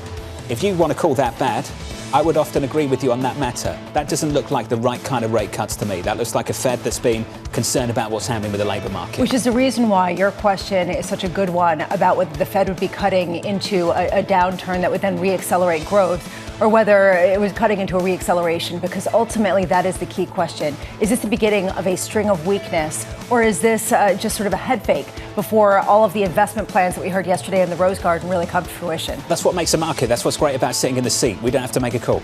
Other people do. Great. Because there are little signs of reaccelerations in the markets here, there and everywhere. In equities and the cyclical tilt that we've seen, in the data in the ISMs with the new orders starting to pick up. That's what makes this moment going into this meeting in 2 weeks' time so interesting. Yeah, so I'll stop talking, read the beige book, let me know what you think. Beige book doesn't look good. No, it doesn't. I'm telling you. Not at all. I know. I actually recommend it. Read it. It's That's good. why this Fed is a little bit uncomfortable right now. Might be a little yippy. Yeah. Bond market's not, though. That's the good news. 2 hours away from the cash open and 1 hour away from the payrolls report. Let's get you some single names, some morning movers with Danny Berger. Hey, Danny. Hey, John. Speaking of major investments from tech players, a big partnership for Broadcom. It will be teaming up with OpenAI to develop AI chips specifically for the company. A potential real run for NVIDIA, a real run at them. Shares are up 11.2%. The CEO of Broadcom saying they've already had $10 billion worth of orders, and they're going to start the development and shipping out of those chips starting next year. A different fortune for Lululemon, which reported earnings yet another quarter where they've had to cut their outlook, the third consecutive quarter. A lot of things weighing on them. For one, it's some things that all retailers are dealing with, like changing consumer behaviors, tariffs. A $240 million hit is what they see. But again, the problem for them is it seems like these younger rivals, that of Alo, that of Yori, are really challenging them, and the tastes have moved away from Lulu. So those shares down more than 19%. Also, at the top of the last hour, we learned about a new pay package, a proposed one for Elon Musk. Say hello to the world's first $1 trillion man. Once fully vested, this pay package would give him $1 trillion. It's a 10-year time horizon. There are a lot of targets he needs to hit. That includes expanding the robo-taxi fleet, getting valuations of Tesla to $8.5 trillion. Of course, all of it also trying to keep Musk at Tesla, giving him 25% stake of the company. So those shares up 2%, John. Danny Berger with the latest. Danny, thank you. More from Danny in the next hour. On our radar this morning, Federal Reserve Governor Lisa Cook saying a court ruling in favor of Harvard University backs her argument that President Trump's attempt to fire her is a pretext. She claims his real agenda is taking control of the Fed. Elsewhere, President Trump looking to dampen today's labour market data, saying the real jobs numbers will come next year. This morning's report will be the first since the president fired the BLS commissioner in July. And finally, President Trump pushing for 2 candidates to drop out of the New York City mayor race to help end Zohran Mamdani's bid. The president saying he prefers not to have what he calls a communist running the city. And the other part of this story is that reportedly the administration offered Eric Adams a job in the administration or other potential jobs if he were to drop out of the race. He has denied those reports. Nonetheless, it's sort of interesting to see him say, look, I'm a New Yorker. I'm from New York, care about the city. I don't want a communist. There's been some support from other people in the work community in the United States, in New York City, particularly on Wall Street. And you just wonder, are a lot of people coalescing around this? I talked to Annmarie about this earlier in the week, who's not with us today. She's got a day off. And she said to me, I think this is proof that he does care about the city, because if you really think about things, this individual getting elected to run New York City could well be a good thing for the Republican Party going into the midterms next year. Isn't this what they want? To run against the extreme and how things are going in New York and to have the poster child of failure. They always talk about Gavin Newsom in California.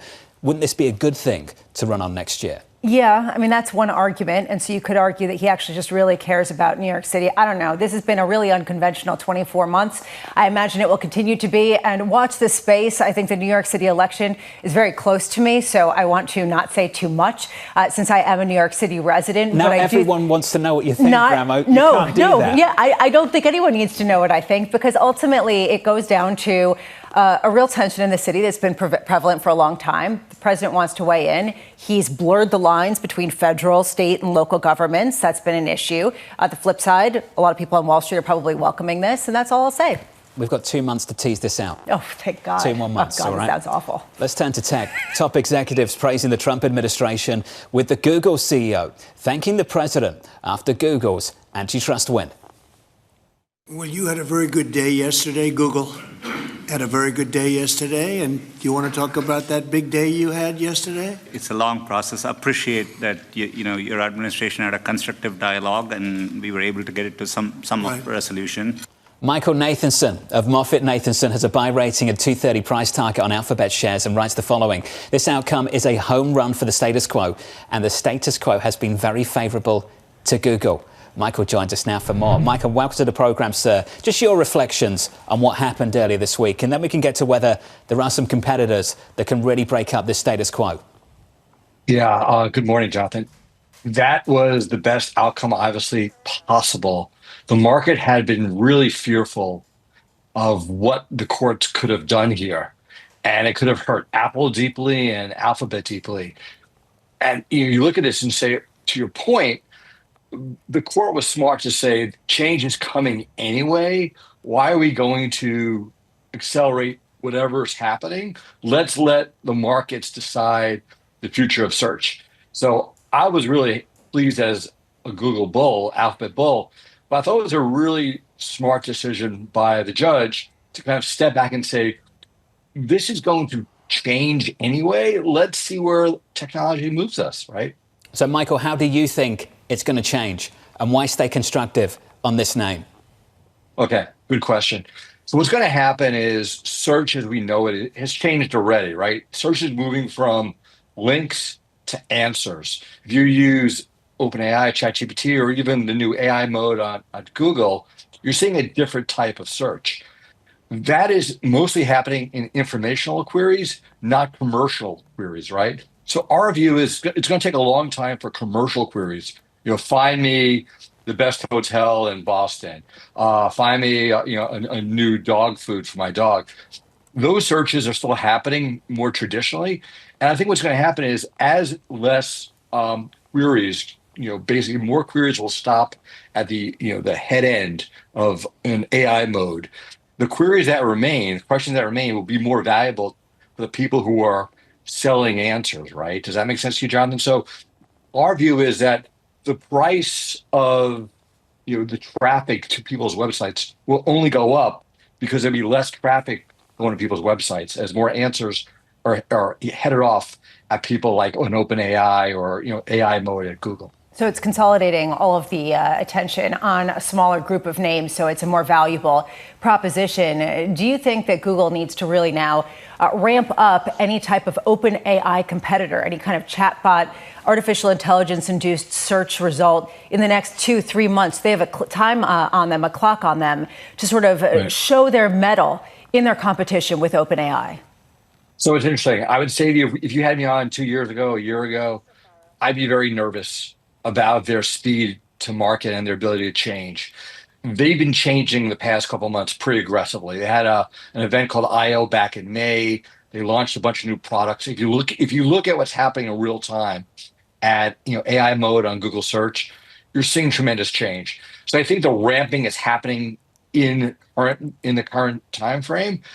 I am less worried than I was a year ago about their ability to change. I think they've realized our job is to deliver consumer satisfaction. Our job is not to hold on to business models that have been great to us. We need to basically look at what consumers want and give it to them.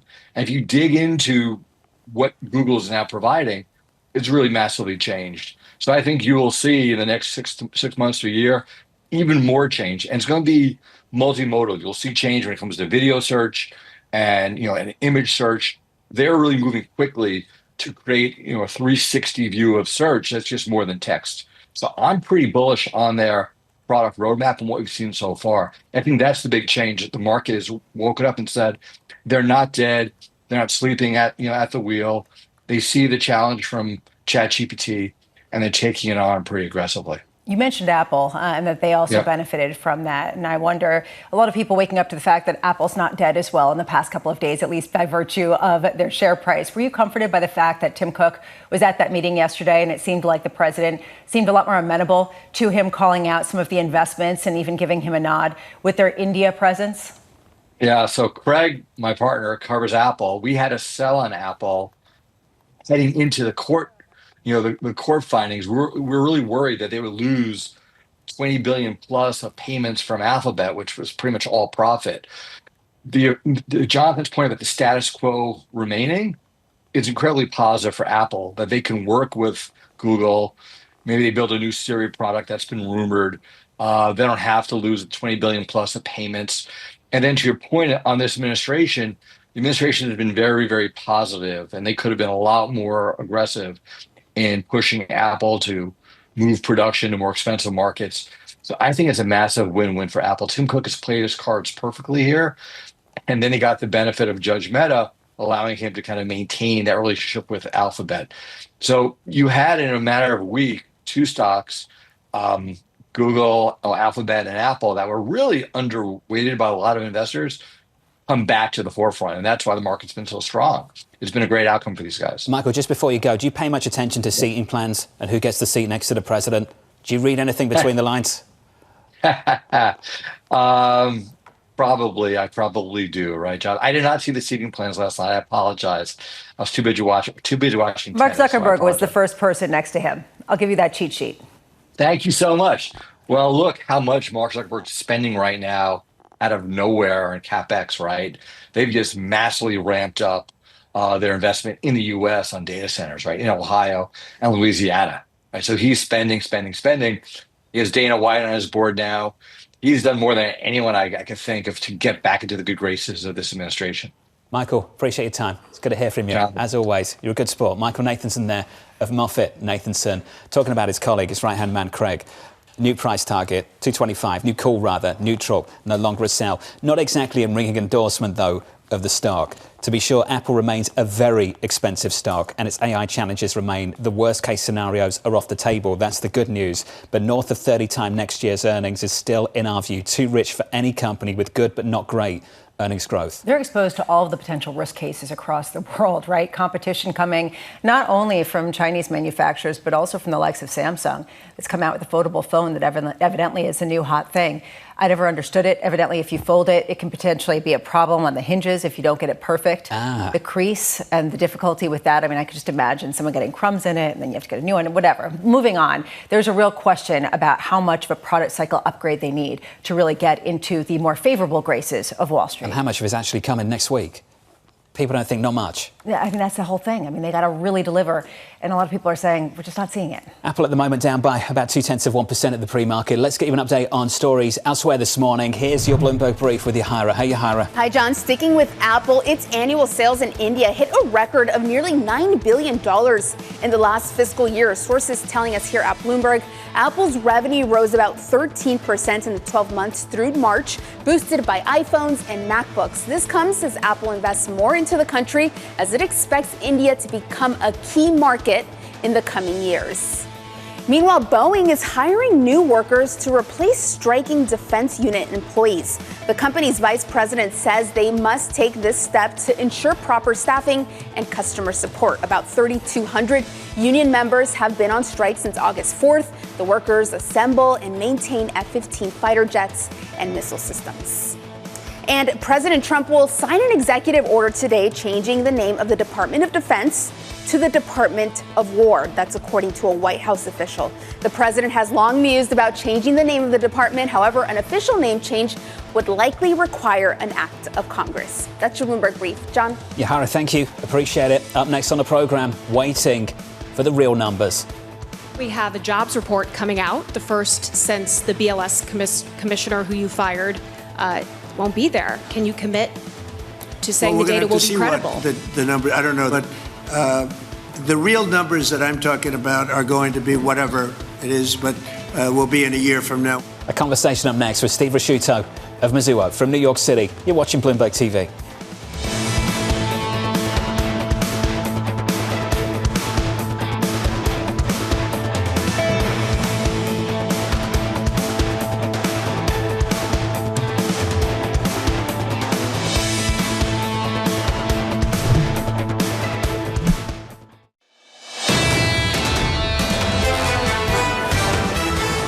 Equities positive here, up 0.1% on the S&P, on the Nasdaq higher by about 0.49. The opening bell, of course, a few hours away. Before that, setting the tone for financial markets worldwide, 8:30 Eastern Time, 41 minutes from now. You'll get the payrolls report. Under surveillance this morning, waiting for the real numbers. We have a jobs report coming out, the first since the BLS commissioner who you fired won't be there. Can you commit to saying the data will be credible? The number, I don't know, but the real numbers that I'm talking about are going to be whatever it is, but will be in a year from now. I think you'll see job numbers that are going to be absolutely incredible. You're going to see job numbers like our country has never seen before. So here's the latest this morning. President Donald Trump forecasting absolutely incredible jobs for next year. While traders anticipate a tepid August payrolls report, the estimate in our survey expecting 75K to be added. Steve Ricchiuto of Mizuho has a more bullish call. He's looking for 90,000. Steve joins us now for more. Steve, good morning. Good morning. Would 90 be enough to derail that rate cut to this month? No. I mean, Jerome Powell opened the door pretty wide at Jackson Hole. The market has walked through it. So now you kind of need a knockout punch. You didn't get it in the JOLTS data. The claims numbers certainly didn't change much at all either. They're still showing a healthy labor market. So now you need a knockout punch. And I think you'd probably need to see a combination of factors. You'd probably need to see payrolls in the 125 to 150,000 with no major downward revision. You'd probably need to see 0.4 versus 0.3 in hourly earnings. And more importantly of all those, you'd probably need to see the employment rate drop to 4.1%. Instead of going up to 4.3 from 4.2, because it's the jobless rate that is the most political aspect of this report. On the flip side, how low is the bar, or how high is the bar for them to cut 50 basis points? That's a very, very good question. 4.4% unemployment rate would get you there quickly. 0.1% in hourly earnings probably wouldn't. Definitely a payroll employment number in the 0 to 25 range would certainly increase the ante of a 50. So I want to have a battle of the Steves. We had Stephen Englander on earlier, and now we have Steve Ricchiuto. Stephen Englander saying that he actually does see justification for a 50 basis point rate cut because ultimately the revisions have been so weak. And when you take a look at the overall data and the modeling, you can actually see an even less exciting labor market than some people are saying. You don't think that it's needed at all and that the Fed could just remain pat. So can you square that difference, bridge that gap? Well, it really comes down to how restrictive you think the Fed is. The market seems to be of a mindset that our start, which I hate that concept, is at 1%, which means 3% is neutral. And at 4.5%, effectively at the upper end of the range, the Fed is 150 basis points too restrictive. So if you start from that presumption, then you build the story that Stephen Englander produced. If you start from the view that you've got a 2% real rate, then you're 4% if you're credible on a 2% inflation, then you're 50 basis points restrictive against the financial market that's extraordinarily accommodative, against the financial market where the dollar has moved lower, and a market in which, we're doing record numbers of corporate deals and they're 4 times oversubscribed. We've got excess liquidity in the system. Is 50 basis points too restrictive? That's really the rub between the two. It comes down to this theoretical construct of R starred telling you whether policy is restrictive or not. And I personally believe R starred should be equivalent to the underlying trend rate of growth in the economy, which is 2%, not 1%. Which model do you think the Federal Reserve is running off, the Ricchiuto model or the Englander model? Given the long-term Fed funds rate assumption in the last SEP of 3%, they're running primarily at the Stephen Englander model. And this has become the intellectual gravity well that everything falls to the SEP and the dots. Any reason for that to change? Well, they did change the forward guidance in terms of where monetary policy is going to be going. They've gone from a Keynesian approach back to a John Taylor type approach. And I think when you look at some of the former real doves like Austin Goolsbee and Williams of the New York Fed, who out in the last day or so were basically, pulling back from this thing that maybe we're very restrictive. And even the chairman said it himself at Jackson Hole that we're not very restrictive. If they're following a model that you think is too dovish, that you think is ultimately pegged to an incorrect assessment of where neutral is, then why haven't we seen an increase in inflation expectations? That is one of the hardest questions to answer, and I think is because for so long we have had a Federal Reserve that has been able to accomplish a 2% inflation rate, and you had such a little impact from the tariffs. You still have a global deflationary force out there, China, not Japan anymore, China, which is a very, very significant global deflationary force. You have energy prices, which have been moving lower, which are very, very akin to people's inflation expectations. So I think when you put all those factors together, I can see why the bond market has been more sanguine about it. And there's also this underlying bet that if push comes to shove, Bessent will do what's necessary at the long end of the curve to make sure long-term yields don't go up. And long-term yields have been going down, at least so far this week. Correct. But to me, I just wonder, okay, well, then what's the trigger point?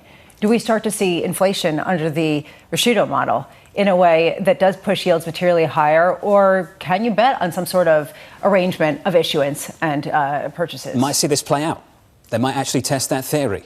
If they do cut interest rates down towards 3% over the next 12 months, we'll see. I feel like we're all just staring into a black box and examining the black box from different angles and saying, what it feels this like corner, every day. every single day. I mean, honestly, you're talking about mush. It's like every industry has its own macroeconomic backdrop, and we're trying to put them together, and it just feels a little bit like mush. Just quickly, where do you think they do land next year? What do you think they're cutting rates down to? Well, again, I mean, if you're in my camp and you think 4% would be neutral, 2% real, 2% inflation, if they're credible on 2% inflation, they're not. Then you're probably in the 3 3/4 to 4 area. Steve, appreciate it as Pleasure. always. Credible arguments from Steve Ricchiuto of Mizuho, as always, on the Federal Reserve. I love Ricchiuto versus Englander, the big battle of the That was you Steves. trying to start that fight. Well, no, I love it. Honestly, this is really the ultimate battle, though, on Wall Street. Are we heading into a reacceleration that is inflationary? And is the Fed going to juice that? Or are we going to stave off some sort of downturn? That is the crux of the discussion, and no one has an answer. So don't look at me for one, because I can't provide one. I can tell you what I hope. Yes. Never mind the inflation story. I hope we are going into reacceleration. Sure. The subtle signs of new orders picking up in the ISMs this week. I really do hope for the good of the economy. That's the real deal going into year end. The reason why this is such a confusing story, every CEO I've spoken to has said that they've been able to raise prices and raise them selectively because of low oil prices. So you put that together. What does that do if oil prices go up? What does that mean about persistent inflation? The payrolls report just around the corner. More struggling, no doubt, at 8:30 Eastern time. In just a moment, we'll catch up with the US Commerce Secretary Howard Lutnick, plus Nadia Lovell of UBS, Stephanie Roth of Wolfe Research, and Jeff Rosenberg of BlackRock. The third hour of Bloomberg Surveillance, just around the corner.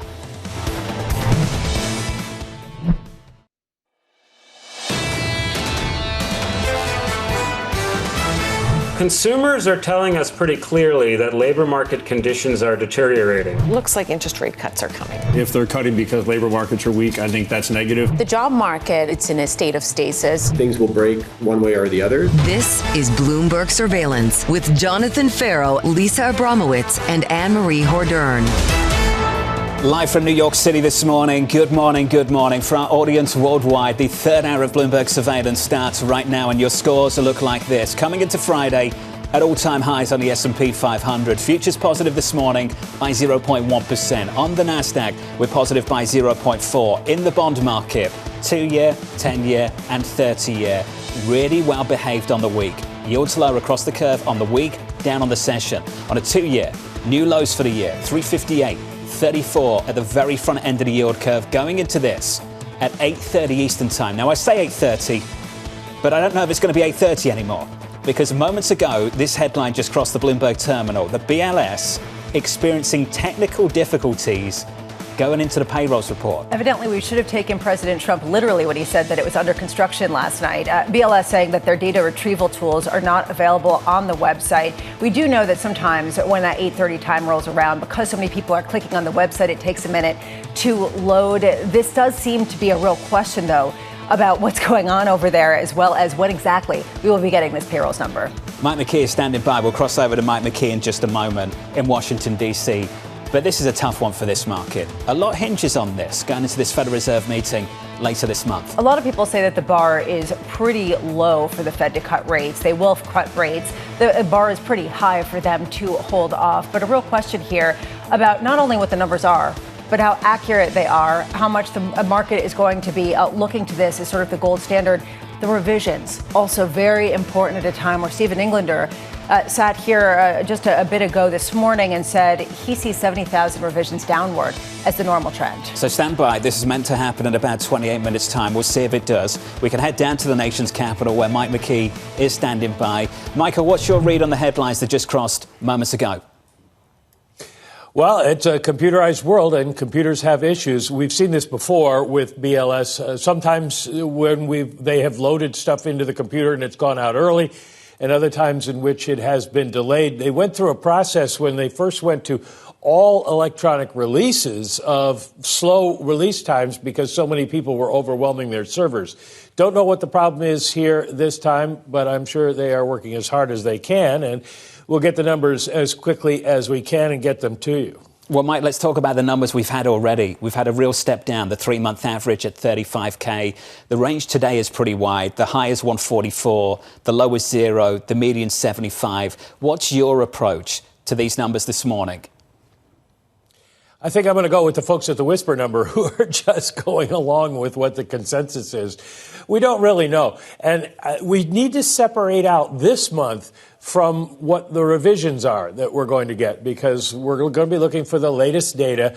And while it may come in a little bit less reliable, it's still going to be as accurate as possible given the response rate that what they get, whatever they get. 75,000 is definitely a slowdown. It's in the ballpark of what several Fed officials have said lately is the replacement rate, the number of jobs you need each month to keep the unemployment rate from going up. The estimates were anywhere from about 30,000 to 80,000, so 75,000 would keep us in that range. We are looking at the possibility of the unemployment rate going up, but only by a little bit. So if we get that kind of number, it would imply to the Fed that we're sort of status quo, and the story about people not hiring but not firing is still there.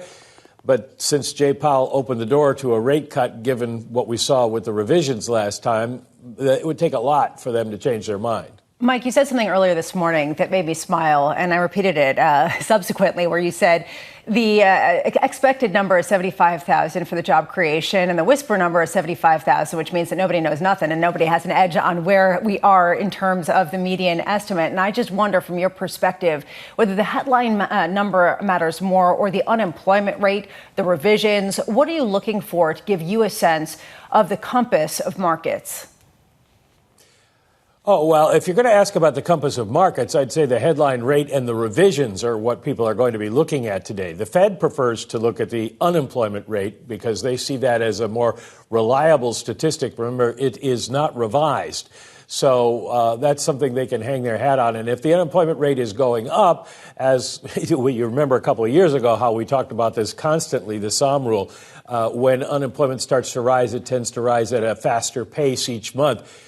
If that were the case, then the Fed would really be worried about the economy slowing down. So that's why they're looking at unemployment rather than the headline number. But given the president raised all these issues, now people are looking at the headline and the revisions. At the same time, Mike, it's not just the president. A lot of economists and even Fed officials themselves have raised issues about Bureau of Labor Statistics. Some of the old models of calling people on phones, landlines, at a time when a lot of people are responding to things more online, the response times. I'm just wondering, what do the Fed officials and other economists who you speak to want to see from the BLS in terms of changes to make that data more reliable and less, late, delayed, or even questioned? Well, it's not so much what they expect from the BLS. It's what the BLS can accomplish given its manpower and its funding. They have switched over the past couple of years. Yesterday, Stephen Myron said they haven't been doing anything, and that's completely wrong. They've switched over the last couple of years to much more electronic filing, making it easier for companies to send in their data. They've simplified the forms, but companies are still not sending in the data as quickly, and the response rate for the first release has dropped. We're in the 40s for the last couple of months, 40% range. But over the next 2 months, the response rates have stayed about the same, about 95%. So eventually they're getting all the data in. Just a question of how the companies can be persuaded to move more quickly. And with the response rate that they get, maybe they get 42, 45%, they're still going to be accurate numbers based on the data that they have. They're not going to be manipulated. They're not going to be wrong within that data set. It's just that the additional data that comes in over the next 2 months is going to change what the overall picture is. On the household survey side for unemployment, they're still doing phone calls. They are still trying to figure out how to do perhaps some computerized stuff as well. Mike McKee with the latest down in Washington, D.C. We'll see if we get the numbers at 8:30 Eastern Time. So this is the latest from the Bureau of Labor Statistics. It's saying it's experiencing technical difficulties.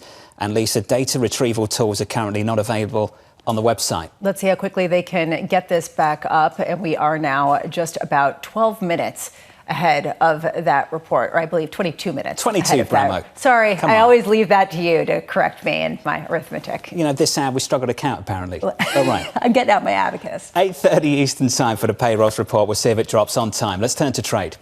We're going to catch up with the Treasury Secretary, the Commerce Secretary, rather. We begin this hour, of course, with President Donald Trump signing an executive order putting his trade deal with Japan into place. The agreement will apply a baseline 15% tariff on nearly all Japanese imports entering the U.S., including automobiles.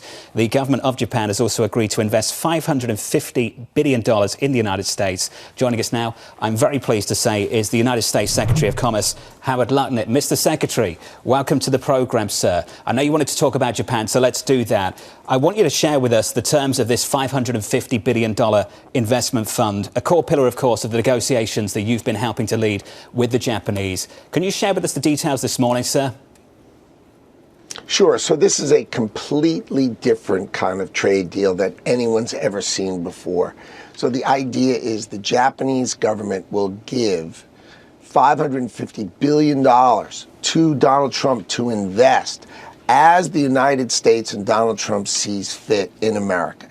So the Japanese will get back their money, and 90% of the profits will go to the American citizens, the American taxpayer. So Donald Trump, I'll give you an example.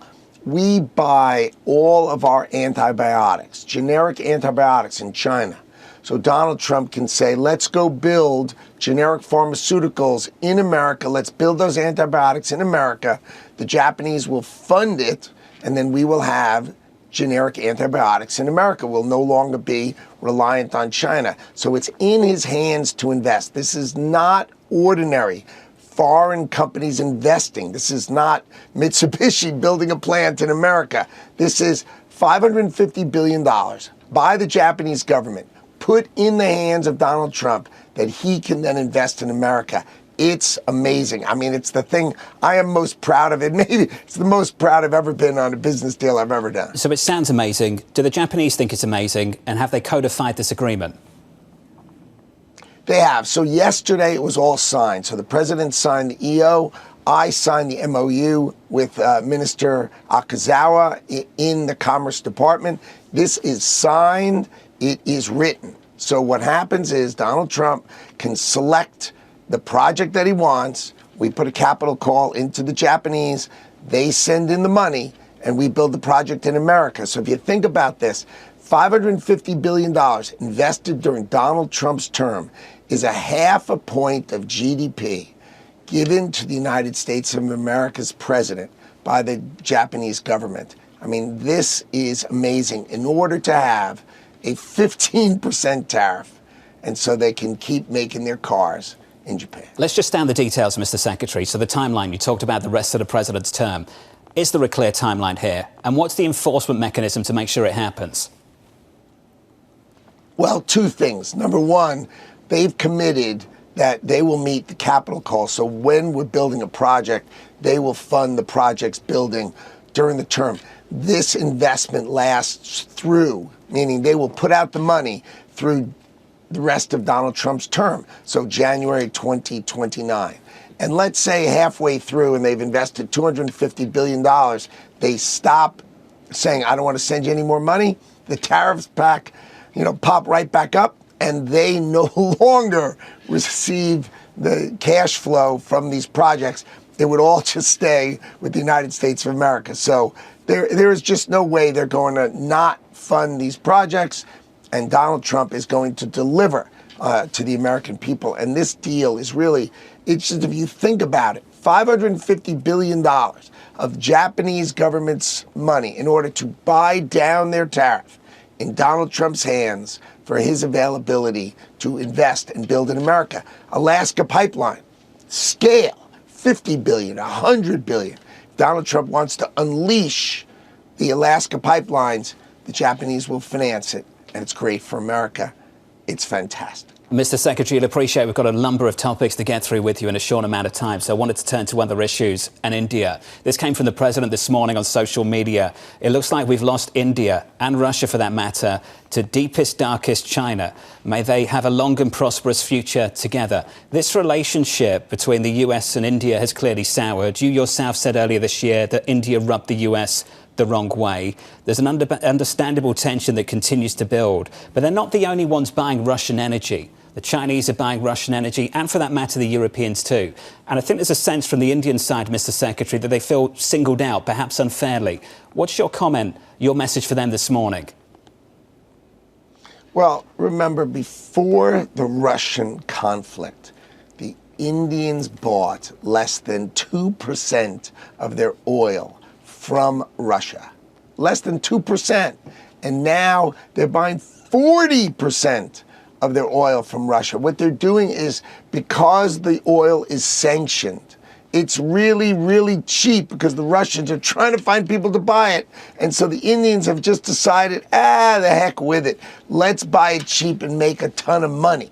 But you know what? That is just plain wrong. It's ridiculous. And they either need to decide which side they want to be on. You know, what's funny is, remember, the Chinese sell.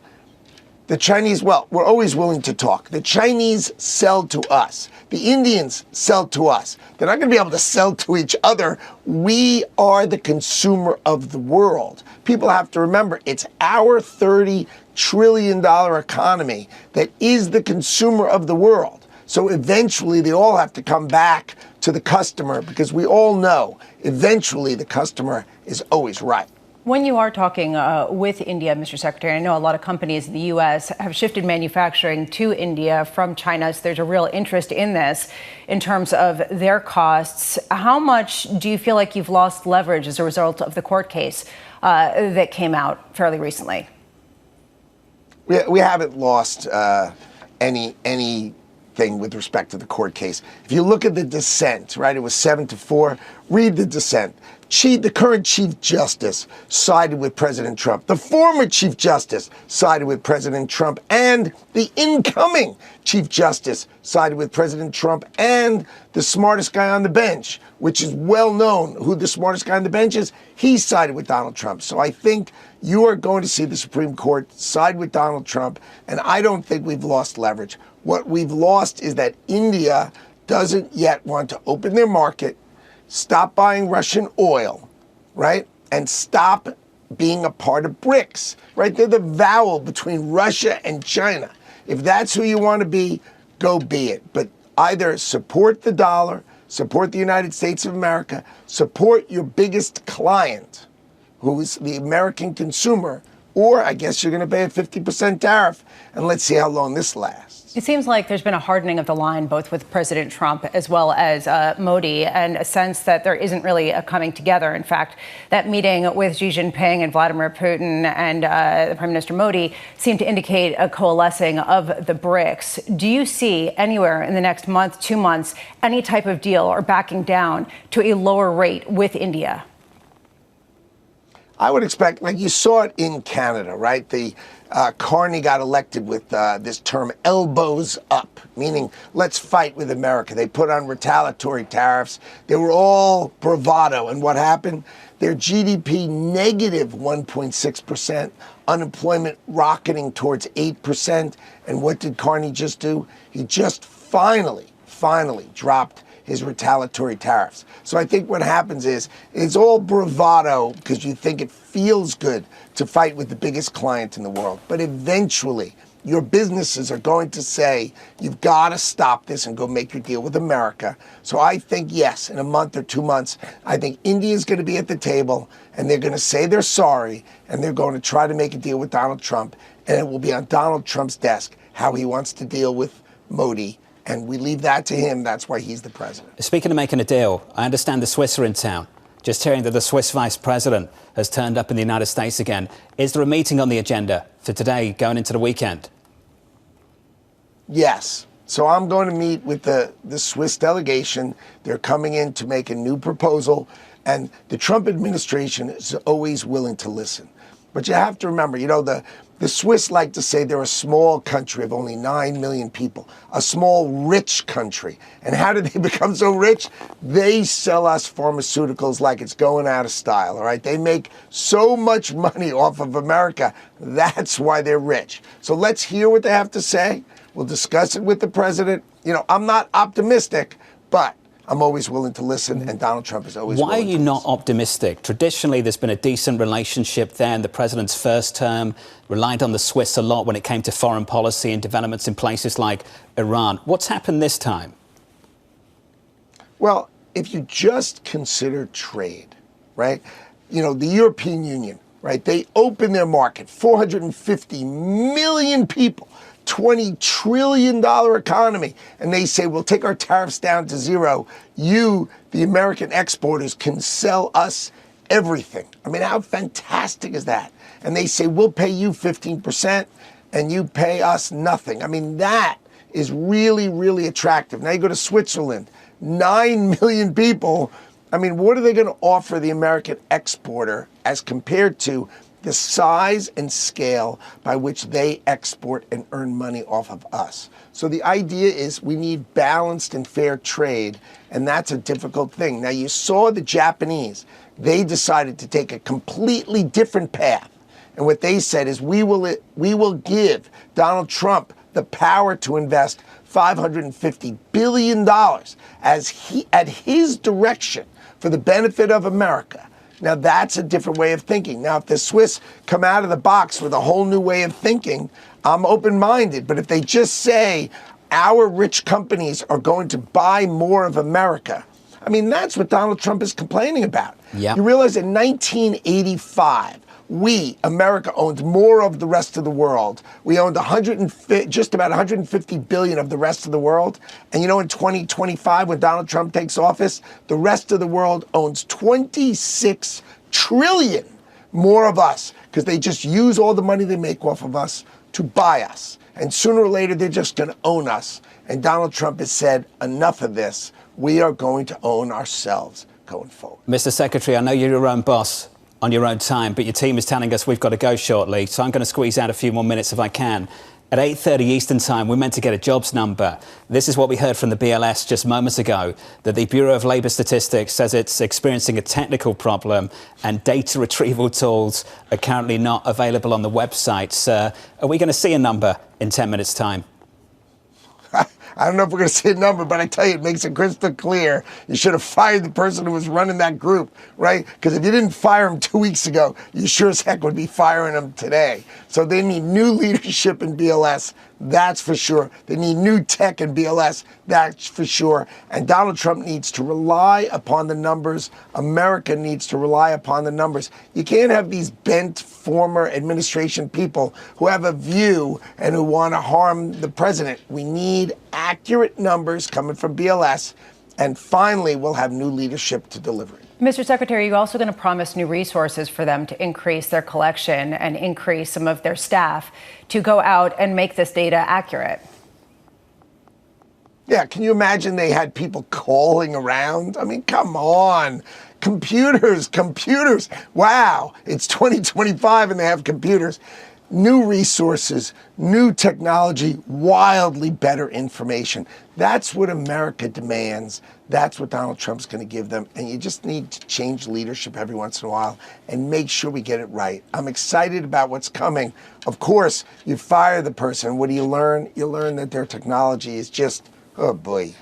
But we'll fix it. We'll fix it. Well, I hope you do, and I hope you can fix it in the next 9 minutes, sir, because you're in charge now. United States Secretary of Commerce, Howard Lutnick. Thank you, Mr. Secretary. Appreciate it. The number's about 9 minutes away, and we'll see if we actually get the figures at 8:30 Eastern Time. So I'm looking right now on the Bloomberg screen, and it says in big red letters that are flashing, BLS is experiencing technical difficulties. Data may be delayed. So just, duly warned that maybe the market is going to have to kind of, tread water for a little bit longer. With us around the table, Nadia Lovell of UBS. Nadia, good morning. Good morning. I'm sorry we're not going to have much time, but we might have a long time, depending on whether we get this number or not. What are you expecting in a few minutes' time? Look, we want a labor market that's cooling, that's not freezing, and I think the market will accept something between 50 to 100K. If you see something under that, of course, there will be concerns about, is the Fed behind the curve, and are we entering a growth scare scenario? If you see something a lot more than that, I think you go back to question the integrity of the data, just given the amount of revisions that we've had over the last couple of months.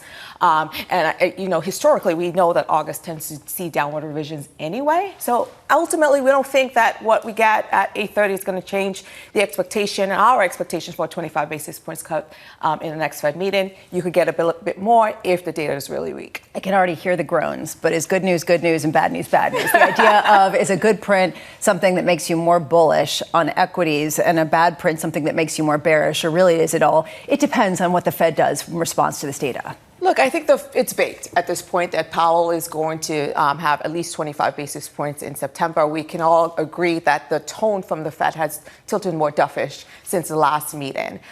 Ultimately, what matters for the markets, we know it's the earnings growth trajectory, and we look at coming out of the second quarter earnings season like, wow, 11% earnings growth. Estimates has been moving forward for forward estimates further up. We are expecting at least high single-digit growth for next year. So I think that when you look beyond whatever we get at 8:30, that's going to be what's key for the market. Do we continue to get earnings growth? And we think that's going to be the case. Maybe the cyclical parts can benefit a bit more from increased rate cut, but we think that the growth story has to still be there. We have some time to be philosophical considering that the BLS data is delayed. So I am curious if you see this profitability of companies coming without hiring.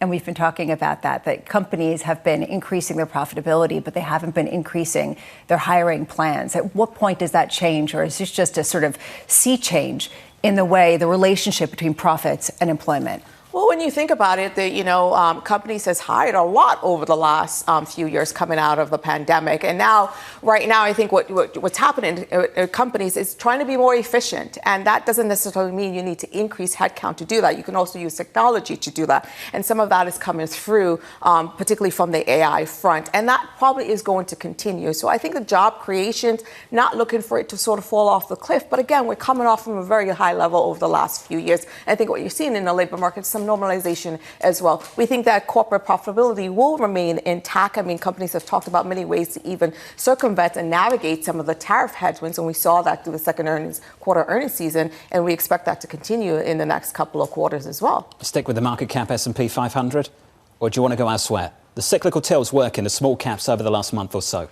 I think, look, you stick with secular growth, add some cyclical exposure. We've been doing that through financials. If we get rate cuts, but the right rate cuts in terms of the Fed is cutting with the economy still being resilient, then I think you can broaden it out to get even more cyclical exposure, and small cap could be an interesting way to do that as well. Nadia, good to see you. As always on this Payrolls Friday, Nadia Lovell there of UBS on an equity market, looking for maybe a bit of a cyclical tilt for the months ahead. Yeah, and maybe we'll get some confirmation of that when we get the BLS numbers. But right now the question is, when will we get the BLS numbers? We would be 4 minutes and 30 seconds away from it, but evidently, we are currently experiencing technical problems. We'll see if we do. Scheduled for 8:30 Eastern Time. The estimate in our survey, 75K. The range is pretty wide.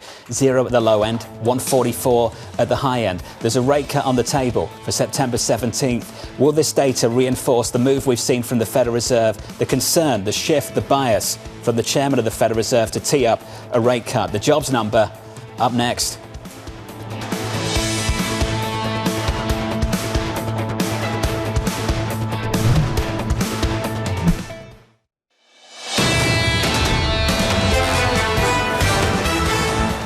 Live from New York City, welcome to the program. Now, we're expected to have a jobs report seconds from now. We'll see if we actually get one. The scores going into it look like this. Equity futures just about positive on the S&P 500, just about unchanged at the moment as we come into Friday at all-time highs. On the Nasdaq 100, higher by 0.5. In the bond market, 2-year, 10-year and 30-year yields look like this. Yields a little bit lower, down 3 on 10s to 412.79. With a jobs number, let's cross over to Mike McKee. Good morning, Mike.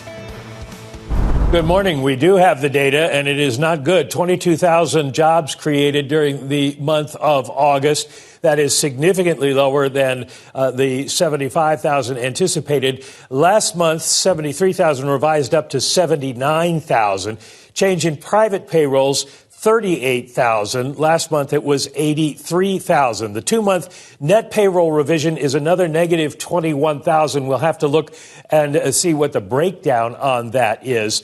But the unemployment rate, which is the thing the Fed is watching, moves to 4.3% from 4.2%. Labor force participation rate ticks up to 62.3%. Manufacturing payrolls down 12,000. We did expect that given what we saw with the ISM numbers.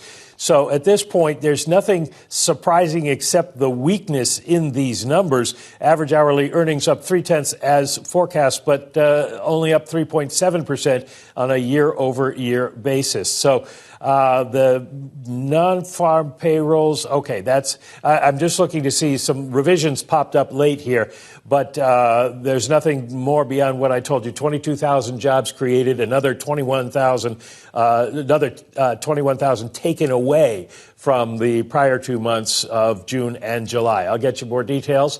And it doesn't look like the markets are happy about this. Yeah, Mike, appreciate it. Thanks for the update. We'll cross back to Michael McKee in just a moment. So it's a downside surprise, 22K, the estimate's 75. The range was pretty wide, 0 to 144 from the low to the high end. The 3-month average now, just 29,000 jobs. Month over month over month. Not good, and you see it reflected in the bond market. The front end of the curve yields lower by another 6 basis points. 2s dropped to 350. That's a new low for 2025. 10s down 4 to 411. 30s down 2 to 483. With a picture like that in the bond market, push it through foreign exchange. Dollar weaker, euro stronger. Euro dollar 117.35. That currency pair with a 0.7% move so far this morning. And in equity futures, initially a little bit lower off the back of this, and then Bramo pops higher, positive by 0.2%. Yeah, and I'm looking at the Russell 2000 futures, and those also are up 0.25% in the wake of this. Honestly, this seems to be bad enough to make the Fed cut rates and maybe look at further rate cutting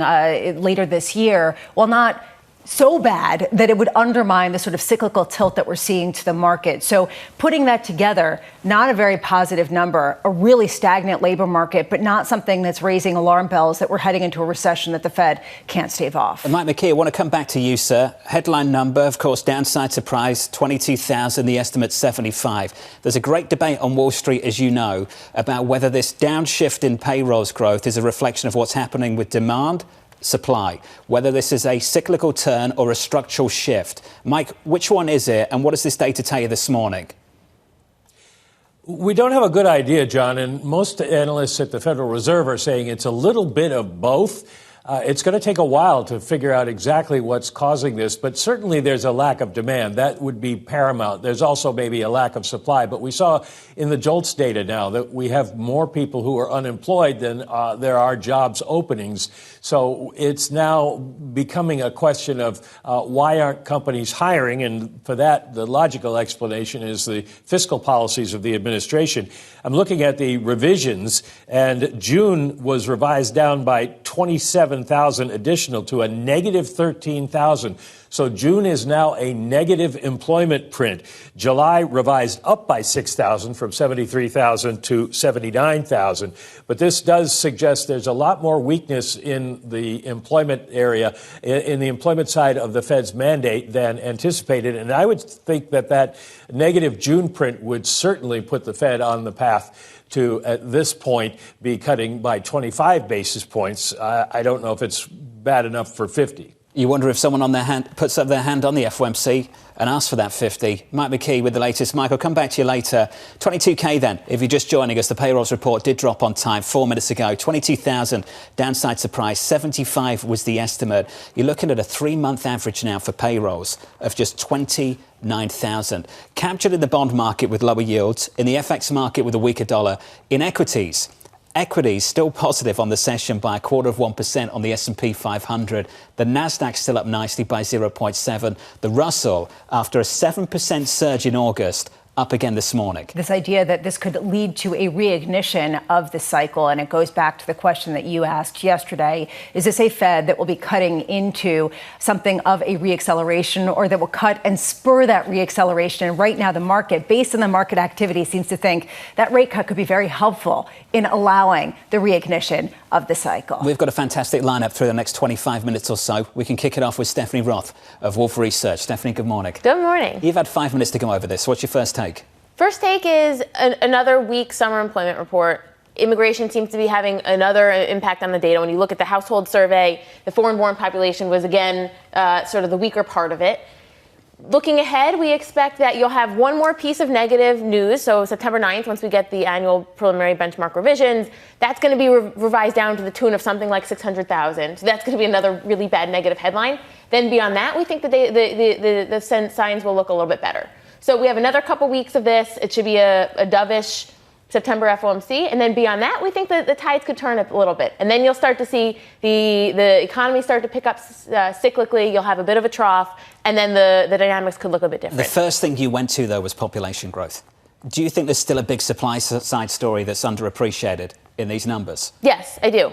I think that's a large part of what's going on. Of course, it's hard to sort of decipher month to month, but if you look at the household survey, foreign-born employment was down 342,000, while native-born was up 451,000. The labor force participation rate for foreign-born ticked down again. So it does look like you're seeing some, continued weakness out of the immigration. That helps explain why payroll growth was negative in June. We had 500,000 people from the CHNV program whose visas got expired overnight from May to June. If that's the case, why aren't we seeing faster wage growth? Why are we seeing the underemployment rate going up? Why are we seeing the average number of hours worked in a week kind of stay stagnant or even go down, right? These are the signs of weakness that people look at on the corners and say, wait a second, there is something here that speaks to the demand side as much as there is this also supply side story. Yeah, I mean, wages were fine. Up 0.3%, which is an okay number, not a number that you would expect if the labor market was really falling apart. So what we're seeing is a combination of supply and demand. It's certainly not just a supply side story. Demand is also softened. But when you look for the months ahead, that demand should start to pick up as the tariff uncertainty starts to fade. So we had a lot of things, largely policy driven, that hit the economy over the summer. That should go the other way later this year. But right now, it's a combination of a supply side shock and also some significant hits to the demand side as well. Mike McKee standing by. Mike, you've got some more. Yeah, John, to the issue you're just talking about now, I'm not sure it holds a lot of water because the civilian labor force grew by 436,000 during the month, which is the biggest since April. And April was when the month that we saw the market, the labor data start to weaken. The participation rate actually ticked up. And at this point, it doesn't look like immigration played a big role. I have to mention here that the BLS cautions on its website and in its literature not to use the foreign-born, native-born population statistics to just tell you what happened this month, because there are statistical reasons that they don't. It's complicated. I won't go into it on the air, but I'm not sure that gives us a whole lot of information. It's been a talking point used by administrations from both parties, but I'm not sure that makes a lot of difference. The biggest thing that we saw in the numbers here quickly is that leisure and hospitality and also education and health are the only two categories that really show any growth at all. Education and health, about 46,000, leisure, hospitality, 28,000. There are an awful lot of categories that lost jobs during the month. I will point out that construction jobs were down by 7,000. ADP had them up by 16,000. And in that strange comment the president made last night about the payroll report, which suggested he already knew what the numbers were, he said it's all construction now. But it doesn't seem to be construction either. Mike McKee with the latest. Mike, thank you. Stephanie, you were following that explanation. Please, I want to give you some time to respond. Yeah, so I mean, I think it's fair. The data are certainly volatile month to month. But if you look at the foreign-born statistics out of the household survey, it's been fairly weak for the past couple of months. So to the extent that, of course, it's not a perfect picture, but we do know that there's significant crackdown from an immigration perspective that is likely having some impact, although it's very difficult to get a clean read out of the data. You saw the foreign-born employment fall 342,000 in August, 416 in July. It's hard to say that there's no impact from an immigration perspective. Of course, it's difficult to get the exact precise numbers out of the household survey because it is notoriously volatile, as Mike just mentioned. Yeah. But it's hard to say that there's no impact from immigration. Getting a range of responses already this morning. This from Neil Dutta of Renmac. The Hawks have lost on their own terms. Employment growth is still cooling, and the unemployment rate is rising. You have right now a 100% chance of a rate cut baked in for later this month. So it seems like they are agreeing with his assessment and that on their own terms, this would warrant a rate cut. Key question to me is, what is the depth of the weakness? And I keep going to, yes, the bond market response, but that's actually less interesting to me than the stock market response. Sure. The fact that there is this belief that this is not great, but it's not so bad that it curtails the cyclical tilt that we've seen. And that, to me, is really the big question. Let's turn to Jeff Rosenberg on that. He joins us from BlackRock. Jeff, welcome to the programme, sir. What do we always say? Yep. The first move isn't always the right move, and let's see if this sticks. But the first move is stocks higher. What's your take? Yeah, the first move is stocks higher, and this is bad news is good news for the stock market because the Fed's going to ride to the rescue and cut rates, and the economy's not going to fall off a cliff. Financial conditions will help that. It's a little bit circular, but if the Fed is going to underwrite the risk rally, then financial conditions will hold up confidence, even if you're having a little bit of a slowdown here on the demand side. So, look, that's the initial read. You know, Russell 2000, NASDAQ outperformance is really quite notable. People piling into what has already been working because the Fed is going to be behind that. And I think that, you know, on top of what Stephanie and you all were just talking about, yeah, it's a weaker report, but it's a weaker report that solidifies 25, but it's really about, and I think this is where Lisa was about to go, you know, what's the path from here? Does this put October on the table? Does this put 50 on the table? But what it really puts on the table is a Fed that gets back in motion for cutting rates. And if the economy's not falling off a cliff, that's a pretty good combination for risk assets. And that's why you're seeing, at least in this initial reaction, bad news is good news. You said something really important there, Jeff, that this is an indication that the Fed is going to underwrite risk assets at a time when there is enough weakness in labor markets to justify that. What gives you confidence that the weakness that we're seeing is fixable or addressable by a couple of rate cuts this year by the Federal Reserve? Well, I wouldn't overstate that and say that it is, but the confidence piece of that is really the primacy of financial conditions. And so, you know, while we're worried about a lot of things, one of the things we're not worried about is financial conditions. And they are exceptionally easy. And this is what I've said on the program many times. You know, we focus on the economy, and it's this kind of debate. Does the stock market worry about the economy, or does the economy worry about the stock market? And I think it's more the latter, that it's about financial conditions. And the stock market is less about the economy and much more about AI and technology. And that boost to wealth is supporting consumption, and that's what drives the economy much more than anything else. And so I think that's what kind of eases the concern here around the slowing in the jobs market that we're seeing out of today's data. If we've seen the hawks throw in their hawkish tilt and become more dovish on the Federal Reserve and start cutting rates, does data like this, Jeff, make you think that maybe you have to price in steeper cuts over the remainder of next year, especially with the changing of the guard, that maybe this market is underappreciating the risk of more significant easing? Yeah, it's a really good question. And I think it's one that will turn our attention increasingly towards, which is, okay, to what end? Waller, gave a little hint in that in his interview earlier this week, 100 to 150 basis points. That seems to be what most consensus views around Taylor rule implies. So that amount is kind of priced in. I think the uncertainty that you're alluding to is, will that be enough?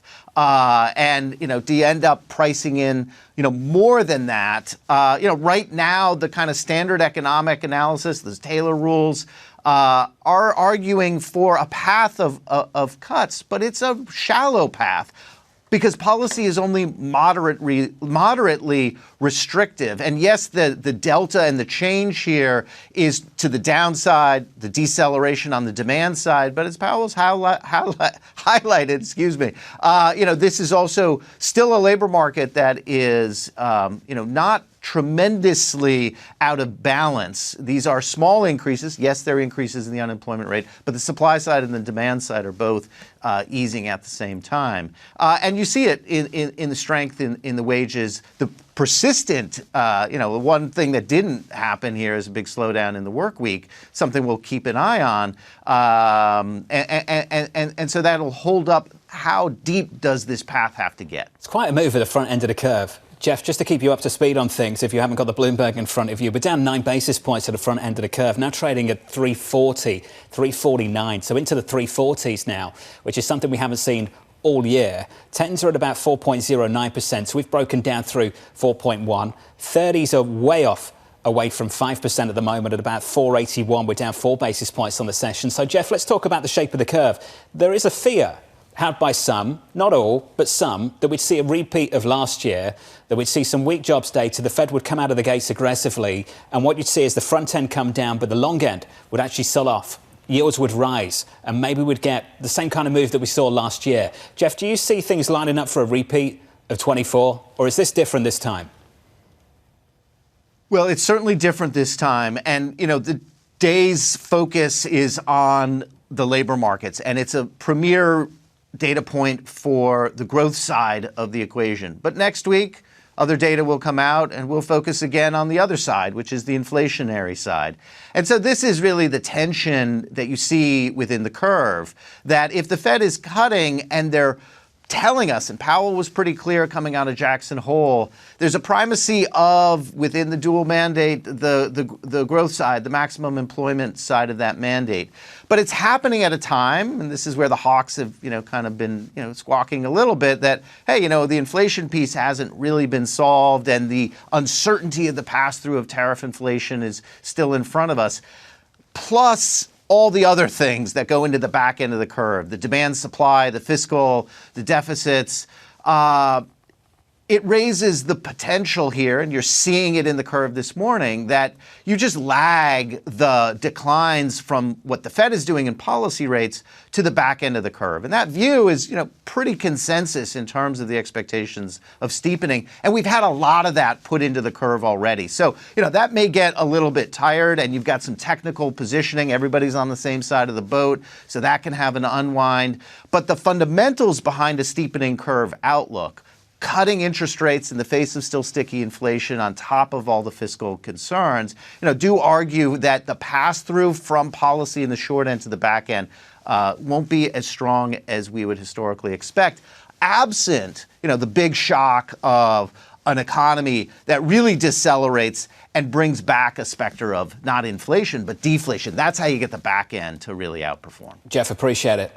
Good framing as always. Jeff Rosenberg there of BlackRock. If you're just tuning in, you missed it. It dropped about 20 minutes ago, and it dropped. We're down to 22K. Big downside surprise on payrolls. The estimate was 75. I keep going back to the 3-month average. The 3-month average is pretty dreadful. It's 29,000 now. That's a real step down in payrolls growth. And Bramo, that's why you're seeing this market start to price in more rate cuts. We're down 9 basis points at the front end. We're seeing the slowest pace of job growth going back to the immediate aftermath of the pandemic and what happened there. Question here is why this is considered a positive for risk assets, given that it is a deceleration and this belief, as we were just hearing from Jeff, that the Fed is willing to underwrite risk assets. Mike Collins of PGIM, fixed income, joins us now for more. Mike, welcome to the program, sir. It's another downside surprise. You were looking for a weaker economy. It looks like we've got one. How does this change the conversation on September 17th for the Federal Reserve?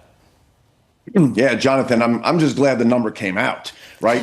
Right before 8:30,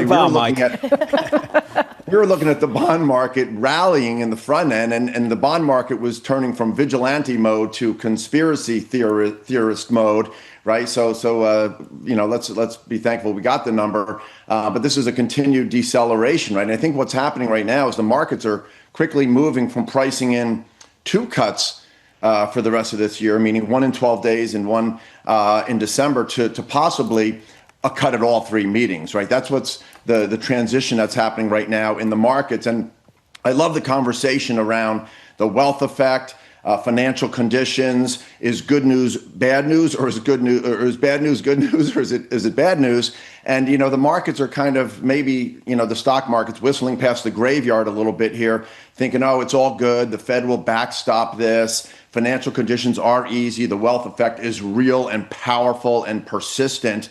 But the way companies manage through a cycle, Jonathan and Lisa, right? They first reduce wage gains, and we've seen that, check that box. Then they start cutting the hours, check that box. Then they reduce new hiring, check that box. And the last thing they do is start firing people, right? And we're just kind of maybe on the precipice of that last box being checked. And companies do that to preserve margin, right? And I think you're seeing increasing evidence that companies don't have the ability to pass through these higher prices from tariffs, and they're starting to eat it in margin. So they have to use the labor line as the delta to maintain their bottom line earnings, and that's not great for the economy. So I do worry, whenever you have a recession, you always look back, because we always miss it, right? Everybody's always surprised when you have a recession, and you always look back and say, wow, how come I didn't pay more heed to these, yellow flags? And I think these are more yellow flags that are popping up. And, so I'm just, urging some caution that maybe the stock market, valuations, which are really, heady already, maybe are topping out here. Mike, the idea of whistling past a graveyard, it isn't just applicable to stocks, it's also applicable to your world and credit. And what we've seen, particularly in high yield bonds, and how spreads have really compressed, and we have seen this rush into riskier assets. This idea that Jeff Rosenberg was talking about, is this a Fed willing to underwrite risk assets, or do you say this is a warning shot to lighten up on high yield, lighten up on credit risk, and go into duration? Yeah, I mean, we've been doing that trade, right? Arguably, we've been early because, over the last 2 years, you should have owned as much risk assets, as much high yield as you could have. Defaults continue to be generally really low, but you are seeing continued concerns and pressure and credit deterioration among the weakest tranches of the high yield and the leveraged loan and the private credit markets, where these high rates, these high borrowing costs, especially for companies that have floating interest rates, are really starting to hurt them, have a big negative impact. So I think there's kind of this sneaking, credit deterioration happening out there that's not hitting the headlines yet. So yeah, I think it's still a world where you're supposed to be a little long duration, have a curve steepener on, 2 positions, fortunately, we've been in, and stay very defensive on the credit side. I mean, talking about high yield spreads, Lisa, you see the headlines of, high yield spreads are just inside 300, but even there, it is somewhat bifurcated. Everything has done well, but we're selling, double B rated high yield bonds with double-digit spreads, Lisa, like inside 100, right? And so that is clearly a recipe for moving up in quality, where you can buy high-quality, investment-grade bonds and structured product, and even mortgage-backed securities in some cases at similar, spreads, or not giving up a lot of spread. So those are easy trades that you still have to be disciplined and do. Mike, it sounds like you trust this data. It sounds like you're not worried about politicization of the Federal Reserve. Just quickly, is that true, that that's all noise to you, and you look at the data and this just indicates negativity? Well, you look at the big picture trend, and that's what you have to do when you look at these data, Lisa. And, we went from 400,000 job growth a few years ago to 200 to 100 to 50. Our rate of job growth has been cut in half now for 4 straight years, and that's been the trend we've been expecting and looking to. Now you have this big change in immigration deportation policy, which kind of is a step function lower in terms of the labor supply. So now maybe 0 to 100 is not even the right level of natural rate of growth of the labor force. Maybe it's zero, right? It's the low end of that range, and we're kind of punching toward that. So this is a big supply problem. But I'm worried that the markets are kind of discounting the demand side too, that the demand side of labor is weakening. And yet, granted, if the Fed cuts 3 times this year, 3 times next year, gets the funds rate into the high 2s, which is increasingly what's being priced in right now, the economy can certainly survive through that. Companies will survive through that. We won't have a recession, and that's a really good outcome for all of us. Mike, appreciate it. Have a good weekend. It's good to see you, as always. Mike Collins there of PGIM Fixed Income. Stephanie Roth of Wolfe Research still with us. Stephanie, you've talked about that reacceleration in the economy. Is the Fed about to pour some gasoline all over that fire on September 17th? Yeah, I think they might. But that's okay because the economy has slowed down. So the extent to which we have a little bit of easing in financial conditions isn't the worst thing. We have this shock from both the supply and demand perspective, but the demand side is important. And the extent to which it could help sectors of the economy like housing, which has been hurt by higher interest rates, it's okay for them to cut a couple more times. Then we're going to see that reacceleration, and it might be harder for the Fed to cut beyond that. I hope you're right. This is what we got from Steve Cheverone of Federated just moments ago, Bramo. This isn't about a September cut. It's now about the Fed's path towards neutral. Right now, we're looking at 3 rate cuts being priced into the market by the end of the year, including more than a full 25 basis point cut at the September 17th meeting. This is about neutral. This is about where we are in the economic cycle. And this will be about what the Fed will do even before we get a change in leadership. So maybe President Trump will get what he wants, even without any kind of changing of the guard. Mike Collins just happy we got a number. That's how low the bar is right now. Well, I don't blame him. Honestly, we were getting warning signs, big red flashing letters. We have a data problem. And then, we've got some data. It's good news. Stephanie, it's good to see you. Thanks for being here. Thank you very much. If you're just joining us, you missed it. 22K on payrolls. Big downside surprise. 75,000 the estimate. 3-month average now 29,000. In the bond market, this is what it means to fixed income. Yields down at the front end by 10 basis points. 2s at 348. In the equity market, equities like it. Equities up by 1/3 of 1% on the S&P. All-time highs heading into the weekend.